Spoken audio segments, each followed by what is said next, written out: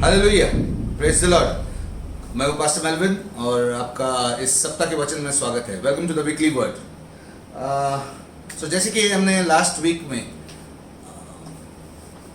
वर्तमान समय को समझो और जागो इस विषय पर बात किया और हमने देखा कि किस तरह से परमेश्वर हमें जागने के लिए यानी वेकअप कॉल दे रहा है इस महामारी, इस कोरोना वायरस को लेकर, क्योंकि वो चाहता है कि हम सतर्क रहें उसके आगमन के पहले, उसका दूसरा आगमन, यीशु मसीह का दूसरा आगमन पृथ्वी पर होने से पहले हम अपने पाप भरी जिंदगी से यानी हम जिस तरह से गलत जी रहे हैं उससे मुखर जाएं, उससे मुंह फेरें, पलट जाएं और सही रास्ते पर आए, उजाले में जिए, यानी यीशु मसीह को ग्रहण करें, हमारा उद्धार के रास्ते पर चले। और साथ ही साथ हमने देखा कि किस तरह से ये महामारी, जो कोरोना वायरस की महामारी या विपत्ति कह सकते हैं, ये दुनिया भर में तहस नहस मचा चुकी है। यानी लोगों का जीवन तहस नहस हो चुका है, लोग घबरा गए हैं। यहाँ तक कि आधुनिक टेक्नोलॉजी यानी जो मॉडर्न टेक्नोलॉजी भी हमें बचा नहीं पा रही है, हमें साइंस नहीं बचा पा रहा है। सब लोग, चाहे वो अमीर हो चाहे वो गरीब क्लास का हो, कोई भी तबके का व्यक्ति हो, वो इस विपत्ति में ज़रूर तकलीफ झेल रहा है। तो मैंने ये कहा कि ये तो बस ट्रेलर है, बस ये शुरुआत है, असली विपत्तियां बाद में आने वाली। जब हमने कलयुग की बात की थी, जब कलयुग समाप्त होने वाला है और सतयुग की स्थापना होने वाली है, यानी कलयुग समाप्ति पर यीशु मसीह धरती पर आएगा सतयुग स्थापना करने, और उसके आने से पहले वो एक वेकअप कॉल देगा सारे धरती के लोगों के लिए। और वो वेकअप कॉल एक तुरही के समान होगा, लेकिन वो 7 तुरियां बजेगी, trumpets. It's in English, it is called 7 trumpets. God will give us a wake-up call in the last days when this present age is going to end and a new age will begin, where Jesus Christ will come down on the earth. So at that end of this present age, God is going to give, according to the Bible, God is going to give a last wake-up call through 7 trumpets. 7 तुरियों को बजाएगा और उस 7 तुरियों के साथ 7 अलग अलग भयंकर विपत्तियां इस दुनिया पर आने वाली है। ये कोरोना वायरस उसके सामने कुछ भी नहीं है। तो मेरा विषय है पहली 7 विपत्तियां। यहाँ पर आप जैसे देख रहे हैं, द फर्स्ट 7 प्लेग्स, जिसे बाइबल में 7 ट्रम्पेट जजमेंट्स कहा है। अब परमेश्वर बाइबल में उल्लेख करता है कि वो लोगों को एक आखिरी वेकअप कॉल देगा और वो होगा 7 तुरियों का फूके जाना, the blasting of 7 trumpets. And ये 7 विपत्तियां, 7 तुरियों के साथ 7 विपत्तियां आने वाली है। और उसके बाद 7 कटोरे आएंगे जो दोनों मिलाकर परमेश्वर का क्रोध बोलते हैं या प्रभु का दिन बोलते हैं। बाइबल में इसे 2 शब्द दिए। एक पहला लास्ट टाइम मैंने सिखाया, महाक्लेश बोलते हैं, एक महाक्लेश का समय जिसमें ये दो किस्म की विपत्तियां हैं, एक 7 तुरैया और एक 7 कटोरे। आज हम 7 तुरैयों के बारे में बात करने वाले हैं और उसे प्रभु का दिन भी कहते हैं। प्रभु का दिन यानी यीशु मसीह का प्रभु का दिन बाइबल में कई जगह पर लिखा है। जैसे कि यहाँ पर हम इस वचन में जाते हैं, ये प्रेरितों के काम 2 अध्याय 20वां वचन, योहेल 2 में 1, प्रभु का दिन कहते हैं, डे ऑफ द लॉर्ड। तो आइए उस वचन को पढ़ते हैं। इंग्लिश में जैसा लिखा है, हम हिंदी में जरा पढ़ेंगे। मेरे लिए कोई पढ़े योहेल 2 में 1 जरा, तब तक इंग्लिश में Hosanna you can read this. Blow ye the trumpet in Zion, and sound an alarm in my holy mountain. Let all the inhabitants of the land tremble, for the day of the Lord cometh, for it is near at hand. Joel chapter 2 verse 1. So here we see God is speaking to the people that my day is coming, better tremble. Tremble means there is something coming which is sort of troublesome, and it is very near. So in those days when Jesus is coming on the earth, before that he will give the people to repent of their ways, and that will be a wake up call of 7 trumpets, which is called the day of the Lord. आइए हिंदी में से पढ़ते हैं योवेल 2 में 1। योवेल 2 में 1, सियोन में नरसिंगी फूको, मेरे पवित्र पर्वत पर खतरे का संकेत सुनाओ, खतरे का संकेत सुनाओ। देश के सब रहने वाले थरथरा उठे, देश के सब रहने वाले क्या करें? थरथरा उठे। यहाँ पर ट्रेम्बल लिखा है, थरथरा उठे मतलब जहां भी दुनिया में लोग देशों में रह रहे हैं वो थरथरा उठे हैं, अपने पाप की जिंदगी से झाग उठे हैं। ओके, आगे। क्योंकि यहोवा का दिन आ रहा है, परमेश्वर का दिन आ रहा है, वरन निकट ही है, वरन निकट ही है। और यही बात योवेल 2:20 में भी कही है, सॉरी, प्रेरितों के काम 2 अध्याय 20वां वचन, यानी the Acts chapter 2 verse 20। You can read it, ये आपके लिए होमवर्क है, आप घर में पढ़ सकते हैं। तो ये प्रभु का दिन क्या है, जरा सा हम देखते हैं अगली स्लाइड में। मैं जैसा कहा था, यहाँ पर देखेंगे तो आपको जरा साफ होगा। 3 किस्म के जजमेंट्स, 3 किस्म के जजमेंट्स बाइबल में मेंशन हुए। एक मोहरे हैं, दूसरी तुरिया है और तीसरे कटोरे हैं। ये भी 7 है, 7 मोहरे हैं, 7 तुरिया भी है और 7 कटोरे। ये सब उस कलयुग की समाप्ति के समय पर होंगे। लेकिन प्रभु का दिन यानी महाक्लेश जिसे कहते हैं, द ग्रेट ट्रिब्यूलेशन इंग्लिश में कहते हैं, प्रभु का दिन या फिर परमेश्वर का प्रकोप, क्रोध का दिन या महान क्लेश, ये सब इसमें 2 किस्म की विपत्तियां आने वाली है। एक है तुरियों की विपत्तियां, यानी 7 तुरियां बजेंगी जिसे कहते हैं पहली विपत्तियां, यानी पहला क्रोध परमेश्वर को। और ये अंतिम क्रोध या अंतिम विपत्तियां 7 कटोरों से होगा। लेकिन इनको जानने से पहले ये 7 मोहरे, जिसके विषय में मैं बाद में सिखाऊंगा, क्योंकि ये परमेश्वर का क्रोध नहीं है, ये शैतान की सतावट है, या एक तरह से उस समय पर एक मसीह विरोधी एक व्यक्ति दुनिया में राज करने के लिए आएगा जो परमेश्वर के लोगों के खिलाफ होगा और वो उनको सताएगा, सतावट रहेगा। तो वो सतावट इन मोहरों में है। और इसे अच्छे समझने के लिए हम आगे देखते हैं। ये प्रभु का दिन ये नहीं है, प्रभु का दिन ये है, यानी तुरिया है और कटोरे। तो ये बात आप स्पष्ट कीजिए। The day of the Lord is only the trumpets, the 7 trumpets and the 7 bowls, not the seals. Because next slide please. Okay, तो ये जो आप दिख रहे हैं scroll, this scroll is the day of the Lord. इस scroll, इस पुस्तक में जो 7 मोहरे हैं उसके अंदर जो लिखा है वो महान क्लेश की घटनाएं हैं। वो 7 विपत्तियां तुरही की, 7 विपत्तियां कटोरे की, the 7 judgments or 7 plagues of trumpets and 7 plagues of the bowls are inside this scroll, but they are sealed with the 7 seals. So the 7 seals are not God's wrath. 7 मोहरे जो है परमेश्वर का क्रोध नहीं है। ये 7 मोहरे कुछ, लेकिन इसके विषय में मैं बाद में सिखाऊंगा आपको। आज हम सिर्फ तुरियों का बात करेंगे, अगले हफ्ते हम कटोरों की बात करेंगे। तो ये घटना जो है स्वर्ग में होती है और यूहन्ना जो यीशु मसीह का सबसे छोटा चेला था, उसे परमेश्वर स्वर्ग ले जाता है और ये दृश्य दिखाता है। आइए तो इस वचन को पढ़ते हैं, इंग्लिश वाले पढ़ सकते हैं, यहाँ पर ही है। Revelation chapter 5 verse 1 to 4. Here what happens is God is holding in his right hand a scroll. God is holding a scroll sealed with 7 seals. And an angel is challenging anyone who is worthy to come and open the scroll. इसे हम हिंदी में जरूर पढ़ते हैं। Please go to the next slide. Hindi में यहाँ से पढ़ेंगे प्लीज। प्रकाशित वाक्य आप खोल सकते हैं बाइबल अपनी, क्योंकि आपके बाइबल से पढ़ेंगे तो ज्यादा अच्छा होगा। प्रकाशित वाक्य 5वां अध्याय 1 से 4। प्रकाशित वाक्य 5वां अध्याय वचन 1। और जो सिंहासन पर बैठा था, मैंने उसके दाहिने हाथ में एक पुस्तक देखी जो भीतर और बाहर लिखी हुई भी, और वह 7 मोहर लगाकर बंद की गई थी। इसमें कुछ लिखा हुआ था और बाहर से बंद कर चुका था, उसमें मोहर लगी थी। आगे 2। फिर मैंने एक बलवंत स्वरदूत को देखा जो ऊंचे शब्द में यह प्रचार करता था कि इस पुस्तक के खोलने और इसकी मोहरें तोड़ने के योग्य कौन है। यहाँ वो यूहन्ना देखता है कि एक मोहर खोलने के लिए कोई घोषणा की जाती है, इसे तोड़ने के लिए कौन है। पृथ्वी लोक में कौन है, अधलोक में कौन है, नरक लोक में कौन है, या स्वर्ग लोक में कौन है।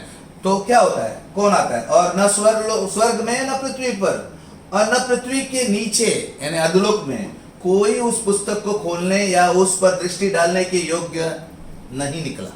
कोई भी आ नहीं आ पाया। परमेश्वर पहले चुनौती देता है, कोई खोलने के लिए तैयार है, और मैं फूट फूट कर रोने लगा, यानी यूहन्ना रोने लगा कि उसे जानना था क्या है, क्योंकि उस पुस्तक के खोलने या उस पर दृष्टि करने के लिए योग्य कोई नहीं मिला।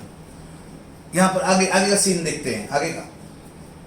इसके पहले ये 7 मोहरे मेरी तरफ से मैं आपको याद दिला रहा हूं फिर से एक बार। This is called the day of the Lord, this entire scroll is called the day of the Lord, not the seals. ये 7 मोहरें प्रभु का क्रोध के चिन्ह नहीं है, प्रभु का क्रोध उसके अंदर लिखा है, इस पुस्तक के अंदर लिखा है। समझ में आया? स्पष्ट है? आगे देखते हैं। अभी यहां पर जब ये चुनौती दिया जाता है, चैलेंज दिया जाता है स्वर्गदूत के द्वारा कि कौन खोलेगा उसे, तो कोई नहीं आता है, ना स्वर्ग से कोई आता है, ना पृथ्वी से कोई आता है, ना अधोलोक से, लेकिन वहां तुरंत यीशु मसीह वहां पर आता है उस पुस्तक को खोलने के लिए। और ये लिखा है प्रकाशित वाक्य 5वां अध्याय 5 से 7, यानी आगे के 2 वचन हम पढ़ते हैं। प्लीज नेक्स्ट स्लाइड प्लीज, पढ़िए प्लीज यहाँ पर 5वां अध्याय 5वां वचन, 5वां अध्याय में 5वां वचन, प्रकाशित वाक्य 5 में 5। हाँ। तब उन प्राचीनों में से एक ने मुझसे कहा, मत रो, देख यहूदा के गोत्र का वह सिंह जो दाऊद का मूल है उस पुस्तक को खोलने और उसकी 7 मोहरें तोड़ने के लिए जयवंत हुआ है। इसके विषय में बात कर रहा है। दाऊद का मूल कौन था? यीशु मसीह। ये उस गोत्र का सिंह, यानी जीसस को कहा जाता है lion of Judah, lamb of God, is the one who is capable of opening the scroll, opening the seals। और मैंने उस सिंहासन और चारों प्राणियों और उन प्राचीनों के बीच में मानो एक वध किया गया वह मेमना खड़ा देखा, लैम्ब ऑफ गॉड।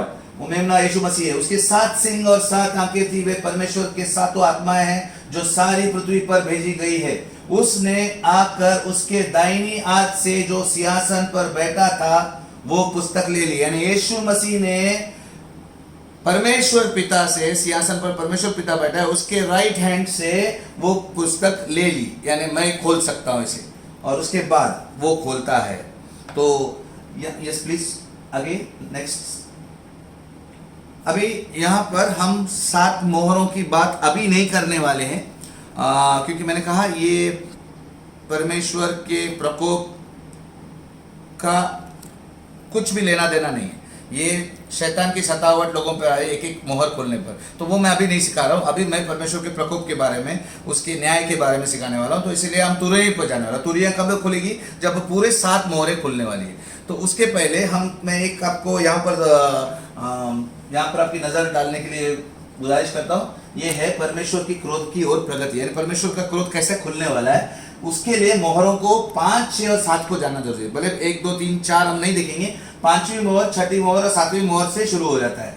यानी the progression towards God's wrath starts from the seal 5 to 7.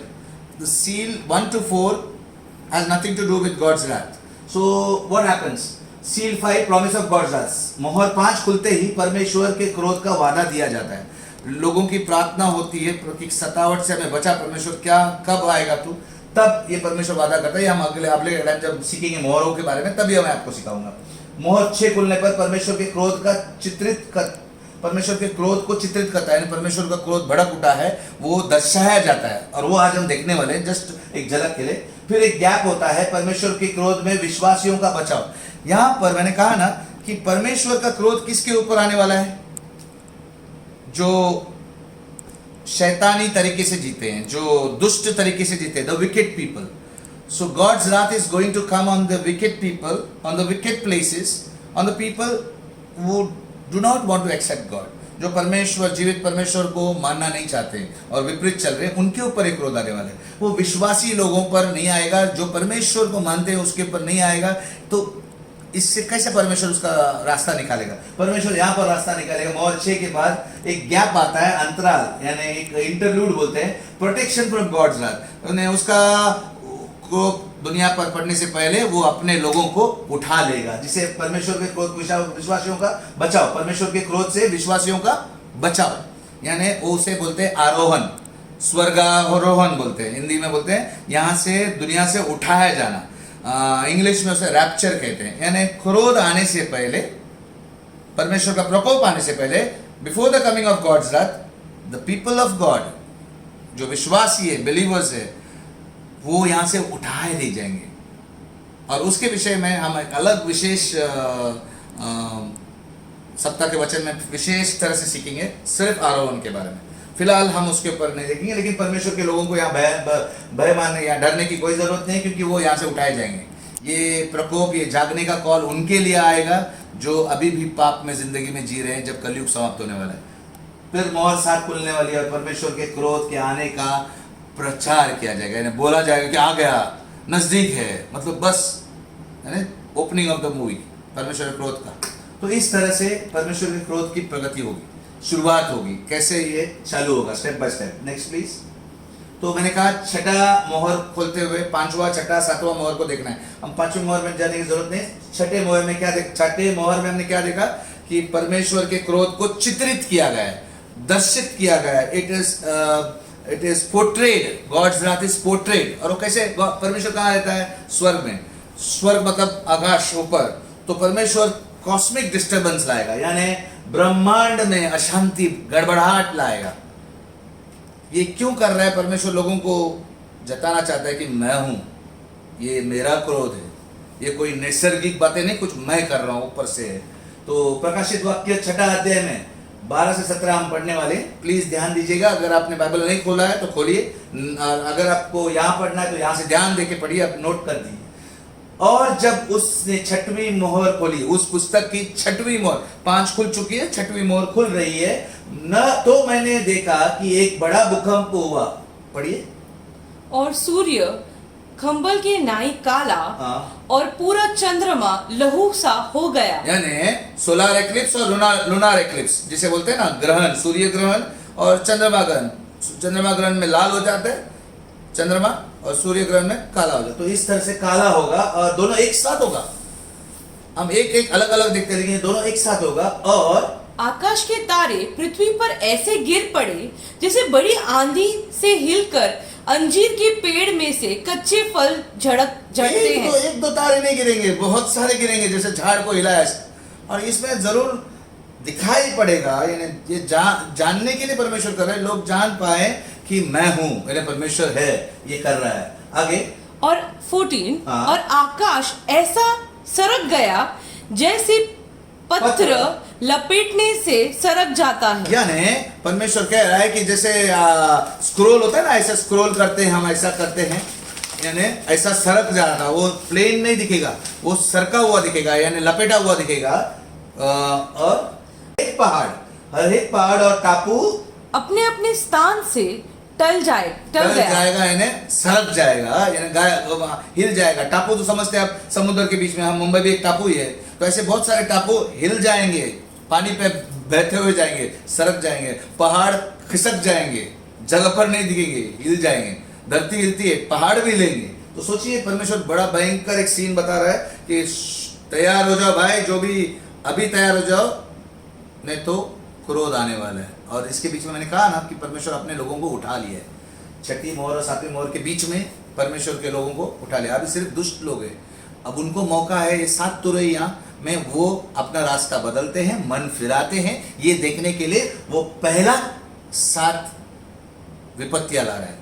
जो आज की विपत्ति, जो कोरोना वायरस की विपत्ति से भयानक होगी, लेकिन आखिरी विपत्तियों से थोड़ी हल्की होंगी।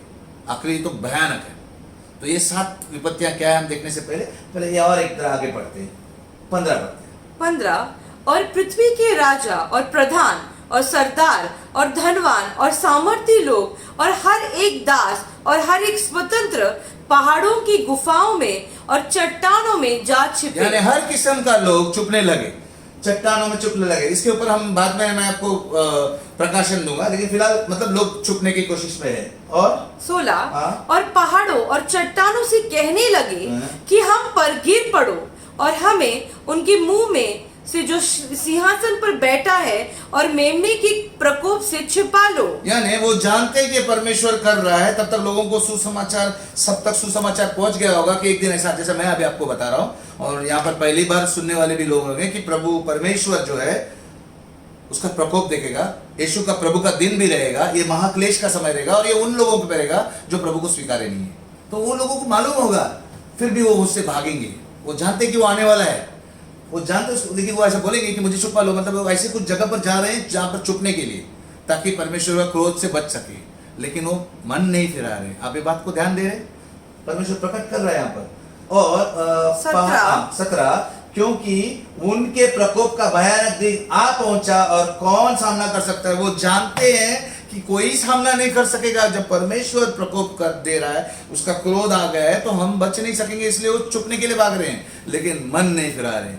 ये तो एंट्री था, सिर्फ एंट्री है परमेश्वर, तो फिर जब वो उतर जाएगा तो क्या होगा सोचो। तो आइए उसी को देखने के लिए हम आगे बढ़ते हैं। 7वां मोहर, अभी एक मोहर बाकी है, लेकिन इसके पहले मैं ये बात पर ध्यान देने के लिए आपको कह रहा हूँ, ध्यान दीजिएगा, एकदम ये लिख के लीजिएगा। यहाँ पर आप स्पष्ट दिख रहा है, हिंदी वाले जो भी है, इंग्लिश वाले आपके लिए भी मैं लिखा हूँ, इंग्लिश वाले के लिए पढ़ते हैं। The seals can not be wrath of God. I explained this earlier. Seals are not the wrath of God. The wrath of God or the day of the Lord is inside the scroll, which is written on the scroll. Outside is the seals; they are just closed. The wrath of God does not begin until the 7th seal is opened. When the 7th seal is opened, the paper is open, the book is open, the scroll is open. Then you can read the wrath of the God. हाँ, अभी हिंदी वाले ध्यान दीजिए। 7 मोहरें जो है, परमेश्वर का क्रोध नहीं हो सकते, वो बाहर है, क्योंकि परमेश्वर का क्रोध या प्रभु का दिन, जिसे दूसरा शब्द कहते हैं महाक्लेश, ये उस मोहरबंद पुस्तक के अंदर लिखी है।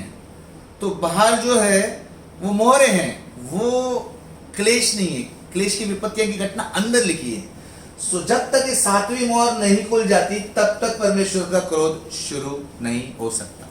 तो अगर बहुत लोगों को भ्रम है कि या कुछ गलतफहमी है कि ये 7 मोहरें भी परमेश्वर का क्रोध है, नहीं, ये 7 मोहरें परमेश्वर का क्रोध नहीं, ये विपत्तियां हैं। लेकिन ये विपत्तियां कौन लाने वाला है? ये शैतान परमेश्वर के लोगों पर लाना है, जो आज भी शैतान करता है। लेकिन उस समय शैतान का एक व्यक्ति जो मसीह विरोधी बनकर दुनिया पर राज करेगा, जो सारी दुनिया पर हुकूमत करने वाला है, वो व्यक्ति परमेश्वर के लोगों पर सतावट लाएगा। और ये 7 मोहरों में वो छुपा है, वो हम बाद में देखेंगे, यानी आने वाले एपिसोड्स में देखेंगे। लेकिन आज मैं ये बताना चाहता हूं, जब तक 7वीं मोहर नहीं खुल जाती, तब तक परमेश्वर का क्रोध शुरू नहीं होता। तो अभी 7वीं मोहर खुलने जा रही है। आइए 7वीं मोहर की ओर बढ़ते हैं। ओके, उसके पहले एक बात देखना है, जरा प्लीज पढ़ेंगे जरा। The coming of Jesus to take his believers with him. Rapture occurs after the 6th seal is opened. Again I told you, 6th seal, यानी 6th seal open, when the 6 seals get open, that is the time the believers or God's people will be taken up to heaven from the earth. They will not be present on the earth for the wrath of God, because God will not want to put the wrath on His people. So it will be given, and this is given in Revelation 7. आइए उसको पढ़ते हैं। मैंने यहाँ पर mention नहीं किया है। प्रकाशित वाक्य आपके बाइबल में खोल सकते हैं। प्रकाशित वाक्य, हिंदी वाले प्रकाशित वाक्य 7वां अध्याय 9 से 14 पढ़ेंगे।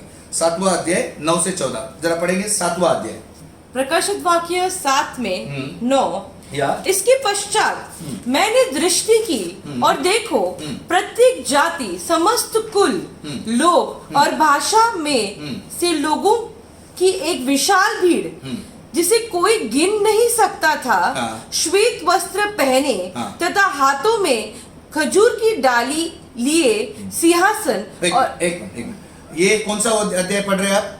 7वां अध्याय। और हमने ये अभी 7वीं मोहर अभी तक आई नहीं है, हम 6ठी मोहर में गए, राइट? जरा can you go back Hosanna, just go back still 2 slide before, one more slide. ये अभी यस 1 मिनट 6th साइड, ये 6ठी मोहर खुली, कौन सा अध्याय था? 6ठा अध्याय। अभी 7वीं मोहर अभी तक नहीं आई और हम 7वें अध्याय पे गए। यानी 7वें अध्याय में, यानी बीच में जो अंतराल है, इंटरल्यूड है, there God's people are being raptured, यानी परमेश्वर के लोग यहाँ से उठाए जाएंगे। तो ये कैसे मालूम पड़ता है? तभी परमेश्वर यूहन्ना की दृष्टि उन लोगों पर डालता है कि अभी तक 7वां मोहर खुलने वाला है, लेकिन यहाँ पर कैमरा अभी उन लोगों पर जो उठाए गए हैं स्वर्ग में, उनके ऊपर दृष्टि कैमरा आ जाता है और यूहन्ना दिखता है, पूछता है। अभी ये जो पढ़ रहे हैं जरा ध्यान दीजिएगा, ये वचन मैं इधर नहीं डाला, ये आपको रैप्चर के टाइम पे सिखाऊंगा। Yes please. 9 इसके पश्चात मैंने देखा कि और देखो, प्रत्येक जाति, समस्त कुल, प्रत्येक जाति, समस्त कुल और लोग की और भाषा में से लोगों की एक विशाल भीड़, जिसे कोई गिन नहीं सकता था, श्वेत वस्त्र पहने तथा हाथों में खजूर की डालियां लिए सिंहासन और मेमने के सामने खड़े थी। See, in English it's written, after these things, after the sixth seal was opened, there was cosmic disturbance. After these things, he looked and behold a great multitude which no one could number, of all nations. No one, big crowd. No one could number, all nations, tribes, peoples and tongues, standing before the throne of God, before the Lamb also. And they are standing before God and Jesus, clothed in white robes, with palm branches in their hands, crying out with a loud voice, saying, Salvation belongs to a God who sits on the throne and to the Lamb. वो क्या लिखा है हिंदी में? 8 और वो रो पड़े, हाँ 10वां वचन, हाँ। और लोग ऊंची आवाज से पुकार कर कह रहे थे, हाँ। सिंहासन पर विराजमान हमारे परमेश्वर और मेमने से ही उद्धार है। ये कौन कह रहे हैं? वो भीड़ कह रही है। वो भीड़ क्या कह रही है? ये उद्धार किसका है? उद्धार किससे है? मेमने से ही उद्धार है, परमेश्वर से ही उद्धार है जो सिंहासन पे बैठा है। तो ये क्यों कह रहे हैं उन लोग? क्योंकि जब वो पृथ्वी पर थे ये बोला गया था और उन्होंने स्वीकारा यीशु मसीह को, परमेश्वर को जाना। अब उन्होंने साक्षात सामने परमेश्वर को देखा सिंहासन पर और मेमने को बाजू में देखा और अब समझ गए वाकई उद्धार परमेश्वर से ही है और इस मेमने से ही है, यानी यीशु मसीह से ही है। ये वो अपनी साक्षी दे रहे हैं, मतलब कंफर्म कर रहे हैं। They are confirming that salvation belongs to the is from the father God and from Jesus. They are confirming this. So हम यहाँ पर नहीं रहेंगे। अगर विश्वासी है, अपने प्रभु को स्वीकार है, तो आप यहाँ पे क्रोध के दिन, परमेश्वर के क्रोध के दिन नहीं रहेंगे। लेकिन जो नहीं है, जो प्रभु को नहीं स्वीकारे, अभी भी समय है। इसी विपत्ति में आप समझ सकते हैं कि जागरूक होने के लिए परमेश्वर कह रहा है, यीशु मसीह को स्वीकारो प्रभु करके, अपना उद्धार करके, तो आप भी इस क्रोध से नहीं गुजरेंगे। आमीन। आगे मैं एक और वचन में जरा सा जाएंगे, 13 पढ़ेंगे, जरा 13, उसी में 13 पढ़ना। हम अभी 7वां अध्याय 9 वचन और 10 वचन पढ़े, अब 13 वचन पढ़ते हैं। 13। इसके पश्चात हाँ। प्राचीनों में से एक ने मुझसे पूछा, ये जो श्वेत वस्त्र धारण किए हुए हैं कौन है? यहाँ पर कैमरा किस पे लगाया? मैंने बोला जो लोग यहाँ से धरती से उठाए गए, विश्वासी लोग, प्रभु के लोग। अचानक वहां में से एक स्वर्गदूत यूहन्ना को पूछता है, बता ये कौन है? ये लोग कौन है जो चिल्ला रहे हैं, जो बोल रहे कि उद्धार परमेश्वर से, उद्धार प्रभु से है? ये कौन है? आपको क्या लगता है इतनी भीड़ कहाँ से आई? तो यूहन्ना क्या जवाब देता है? मैंने उत्तर दिया, हाँ, हे मेरे प्रभु, हाँ, तू ही जानता है। हाँ। So he answers, sir you only know, I do not know. तब वो आंसर देता है, सो ही सेड, उसने मुझसे कहा, हाँ, ये वे हैं जो उस महाक्लेश में से निकल कर आए हैं। यानी these are those people who have come out of the tribulation. Before the tribulation come, उनको वहां से निकाला गया है। Are you getting my point? उनको वहां से निकाला गया है। ये वापस एक बार पढ़ना जरा, वापस एक बार पढ़ना। और उसने मुझसे ये वो कहा, है, हाँ, ये वे हैं, हाँ, जो उस महाक्लेश में से हाँ, निकल कर आए हैं। मैंने क्या कहा? महान क्लेश, 7वीं मोहर के बाद महान क्लेश, एक महान क्लेश का समय आने वाला है, प्रभु का दिन आने वाला है और परमेश्वर का क्रोध आने वाला है। तो उसके पहले से उठाए गए हैं। समझ में आ रहा है? स्पष्ट कर रहा है वो स्वर्गदूत यूहन्ना को। फिर से पढ़ना, वो आगे पूरा वाक्य पढ़ना। ये वे हैं, हाँ, जो उस महान क्लेश में से हाँ, निकल कर आए हैं। हाँ, उन्होंने अपने वस्त्र मेमने के लहू में धोकर श्वेत किए हैं। आमीन। हम जब धरती पर है तो हमें बार बार ये बताया जाता है, आपके पास्टर्स बता रहे होंगे कि यीशु का लहू हमारे हर एक पाप से हमें शुद्ध करता है, हमें शुद्ध रखता है। हम यीशु का लहू को तो इस्तेमाल क्यों करते हैं? यीशु का लहू क्यों दिया गया? हमें अपने आप को लेने के लिए, अपने आप को साफ करने के लिए, हर एक पाप के दाग से। सो ये जो वही लोग हैं जो यीशु के लहू को हर समय इस्तेमाल करते थे, अपने ऊपर लगाते थे, स्वीकारते थे उसके बलिदान को। तो यही बात स्वर्गदूत बता रहा है। तो आपको समझ में आ रहा है, यह अंतराल में 6ठी मोहर और 7वीं मोहर के बीच में ये उठाए गए।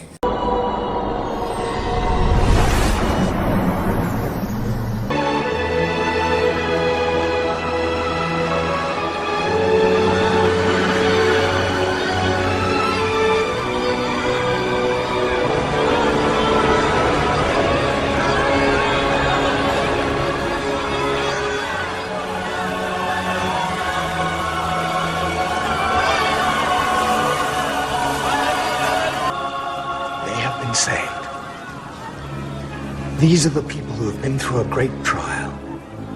They have washed their robes white again in the blood of the Lamb. They will never hunger or thirst again, because the Lamb will be their shepherd and guide them to the springs of life, and God will wipe away all tears from their eyes. There, look, the Lamb, the Messiah, is breaking the seventh seal.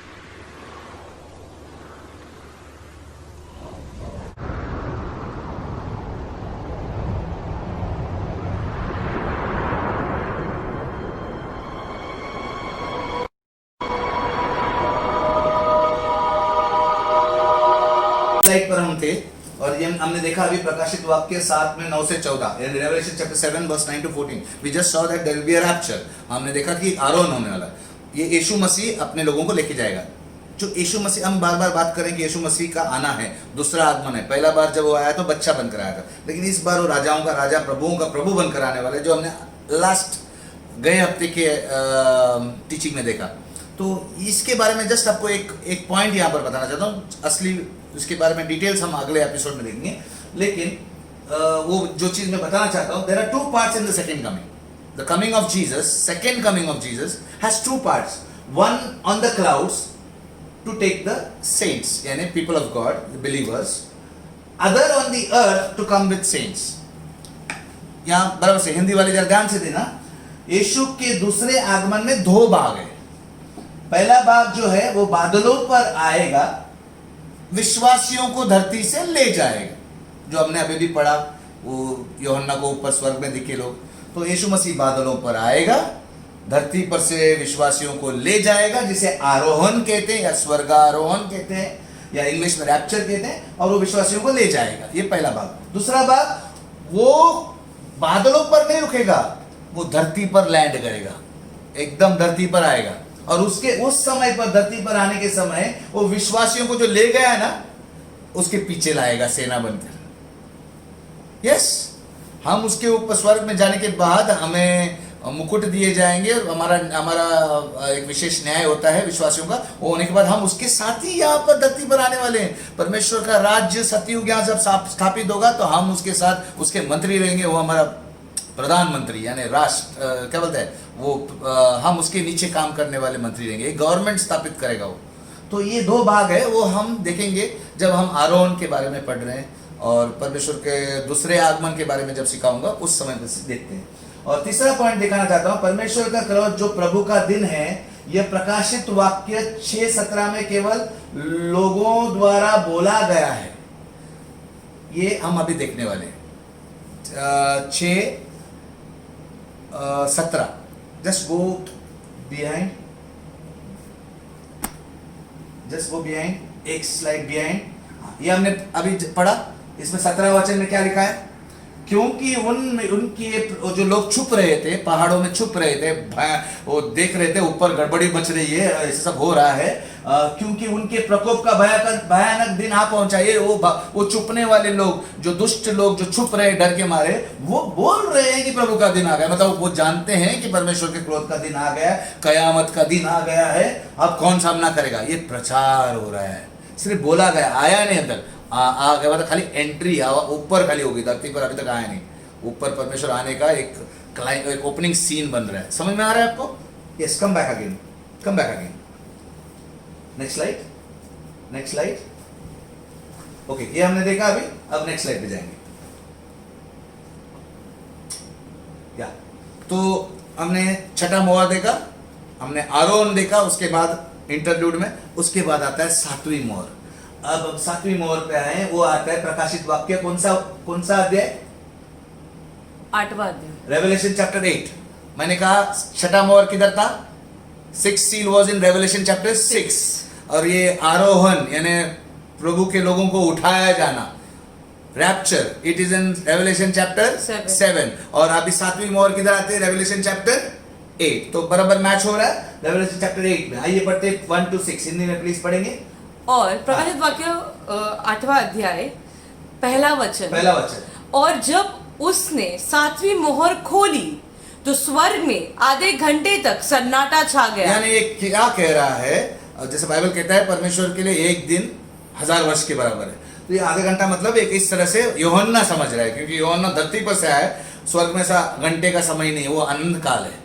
लेकिन यूहन्ना वहां पर है तो उसे लगा कि बहुत समय, एक आधा घंटे का समय लगा रहेगा। सब चीज सन्नाटा मतलब कुछ नहीं हो रहा है, सन्नाटा मतलब शांत है, क्योंकि कुछ और होने वाला है। वहां पर सब शांत है, अभी वो गड़गड़ाहट बंद हो गई, कुछ नहीं, कुछ और होने वाला है। तो वो क्या है? और मैंने उन 7 स्वर्गदूतों को जो परमेश्वर के सामने खड़े रहते हैं देखा, और उन्हें 7 तुरैयां दी गई। स्वर्गदूतों को 7 तुरैयां दे। तुरई कभी वह फूकी जाती है जब युद्ध की घोषणा की जाती है कि भाई कुछ होने वाला है, जल्दी तैयार हो जाओ, यानी तैयार हो जाओ, जाग जाओ। तो ये परमेश्वर एक तरह से दुनिया को तुरई मार के सुना रहा है कि बच्चे, मेरे क्रिएटेड थिंग, मैंने तुम्हें बनाया, तुम मुझे ही भूल गए हो, अभी तो सुधरो। मतलब वो चेतावनी दे रहा है, एक अलर्ट दे रहा है, एक सिग्नल दे रहा है। और ये सिग्नल देने के लिए 7 स्वर्गदूतों को चुना है।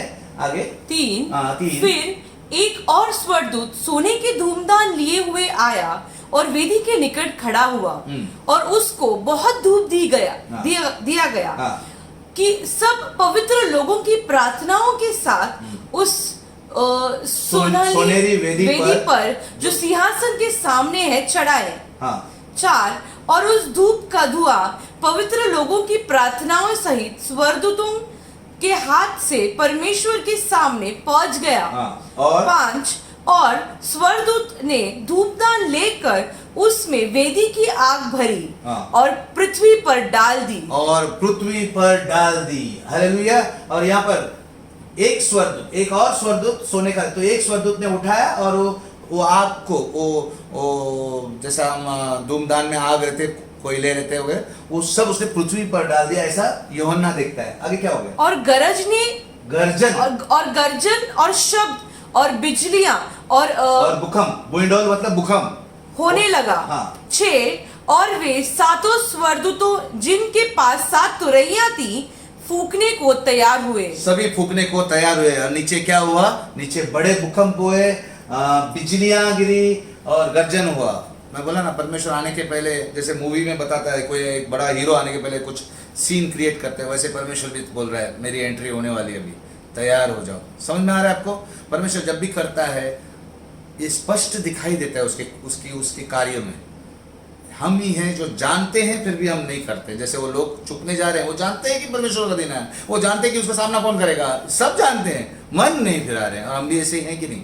हम हर एक इंसान जानता है वो पाप कर रहा है, मन नहीं फिरा रहा है।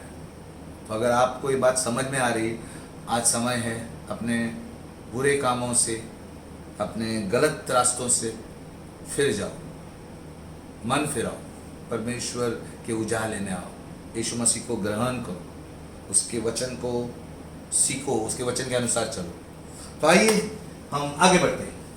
तो ये हुआ 7वीं मोहर। 7वीं मोहर को डे ऑफ द लॉर्ड कहते हैं, यानी वो पन्ना खुल गया, वो पुस्तक जो हमने देखी थी 7 मोहर वाली, वो खुल गई। अब शुरुआत होती है प्रभु के दिन का। Please next. ये मैंने आपको बताया था कि अब 7वीं मोहर खुल गई, परमेश्वर के क्रोध के आने का जस्ट प्रचार हुआ है, अब रियल में आ रहा है। आगे नेक्स्ट। तो फिर से एक बार इस पर ध्यान दीजिएगा। ये 6 मोहरें हो गई। 7वीं मोहर जो है इनको खोलती है। किसको खोलती है? 7 तुरैयों को। The 7th seal opens up the 7 trumpets, the 7 plagues.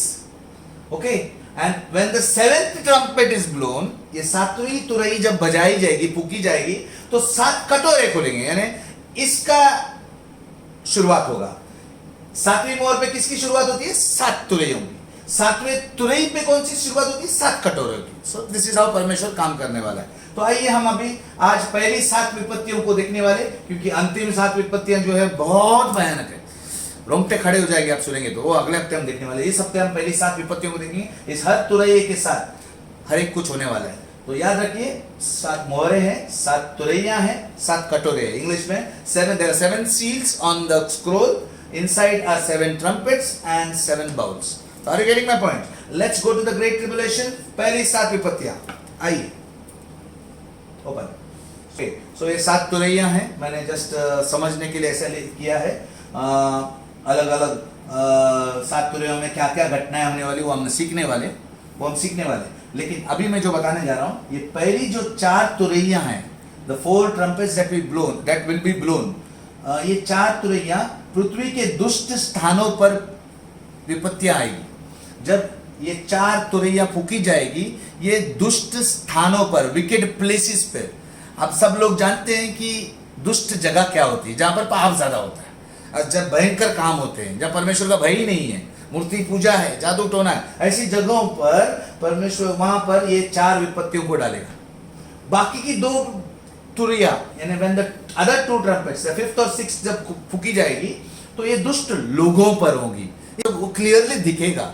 परमेश्वर ऐसे रैंडमली यानी अकस्मातली ऐसा मतलब बोलते हैं ना, ऐसा ही कुछ नहीं करता है। वो सोच समझ कर ये दर्शा रहा है कि भाई मैं जानता हूं मैं क्या कर रहा हूं, तुम भी समझते हो, इसलिए सुधर जाओ। तो पहले वो लोगों को मौका देता है। ये 4 जगहों पर मतलब 4 तुरैया दुष्ट जगहों पर गिरती है तो लोग सुधर सकते हैं। लेकिन इसमें जो लोग मर गए, उस जो बच जाते हैं, वो यहाँ पर सुधरते नहीं, उनके ऊपर भी पड़ता है, फिर भी नहीं होते हैं। बाद में आप देखेंगे ना, वो मन नहीं फिर आते हैं। बाइबल का वचन हम सीखेंगे तो मालूम पड़ेगा। और लास्ट वाली जब करती है तो वो भी दुष्ट लोगों को पड़ते हैं। लेकिन मैंने कहा ना, एक 7 कटोरे खुलने वाले, वो तो भयानक होगा। वो तो लोगों पर इतना नाश लाएगा, विपत्ति लाएगा कि आप अब सोच नहीं सकते। तो आइए हम शुरुआत करते हैं पहली तुरैये से। रेवलेशन चैप्टर 8 और 9 में ये सब है। तो आइए नेक्स्ट, पहला, ये है पहला विपत्ति यानी पहली तुरई पहला विपत्ति ला रही है। वो क्या है? 8वां अध्याय 7वां वचन में मेरे लिए पढ़ेंगे कोई भी? प्रकाशित वाक्य 8 में 7। पहले स्वर्गदूत ने तुरई फूकी, और लहू से मिले हुए ओले और आग उत्पन्न हुई और पृथ्वी पर डाली गई, और पृथ्वी की 1/3 जल गई।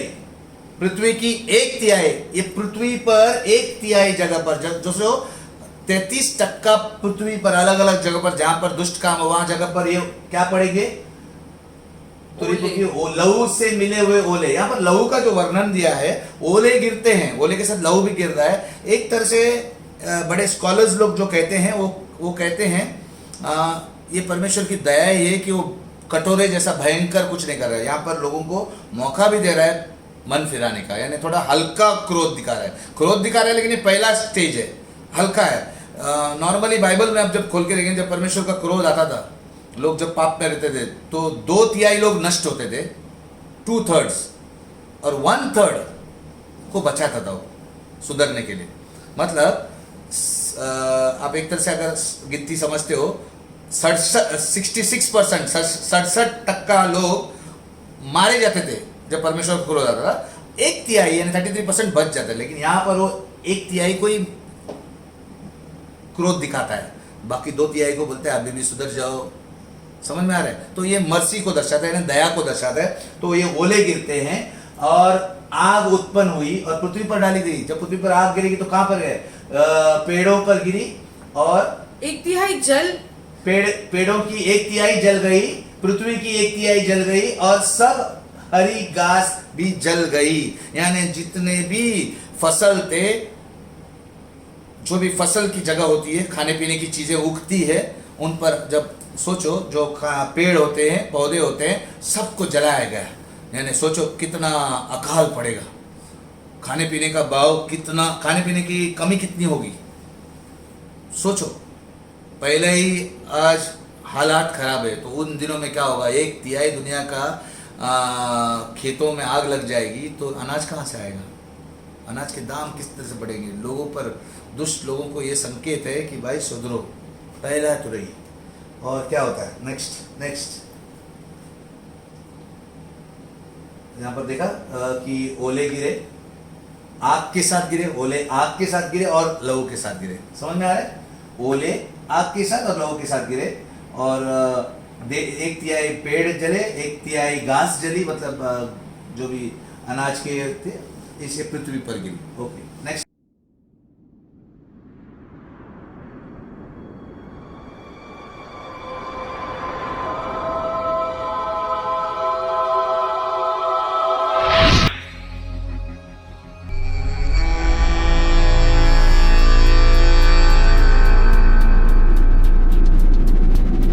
The first angel blew his trumpet, and there followed hail and fire mixed with blood, and these were thrown upon the earth, and 1/3 of the earth was burned up.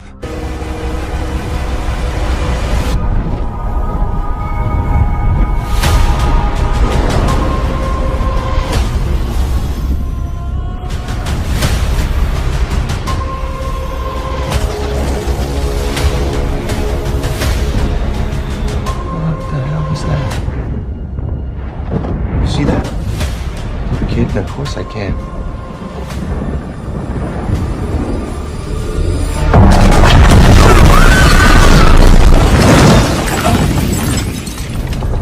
You okay?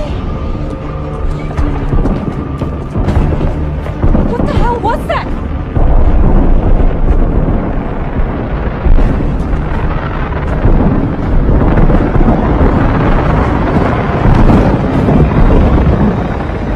My screen's full. They're all over the place. Bogies are breaching the atmosphere from Finland down the North American seaboard.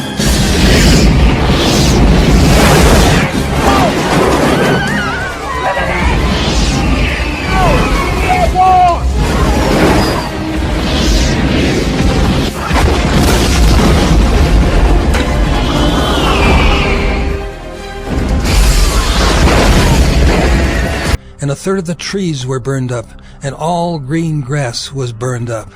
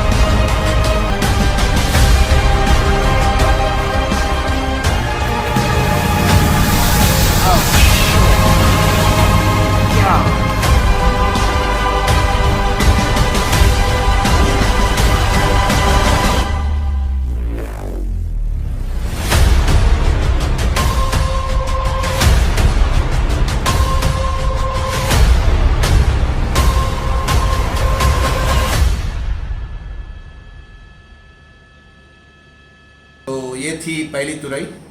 आइए हम दूसरी तुरई पे जाते हैं। प्रकाशित वाक्य 8वां अध्याय 8 से 9 जरा पढ़े। प्रकाशित वाक्य 8वां अध्याय 8वां वचन।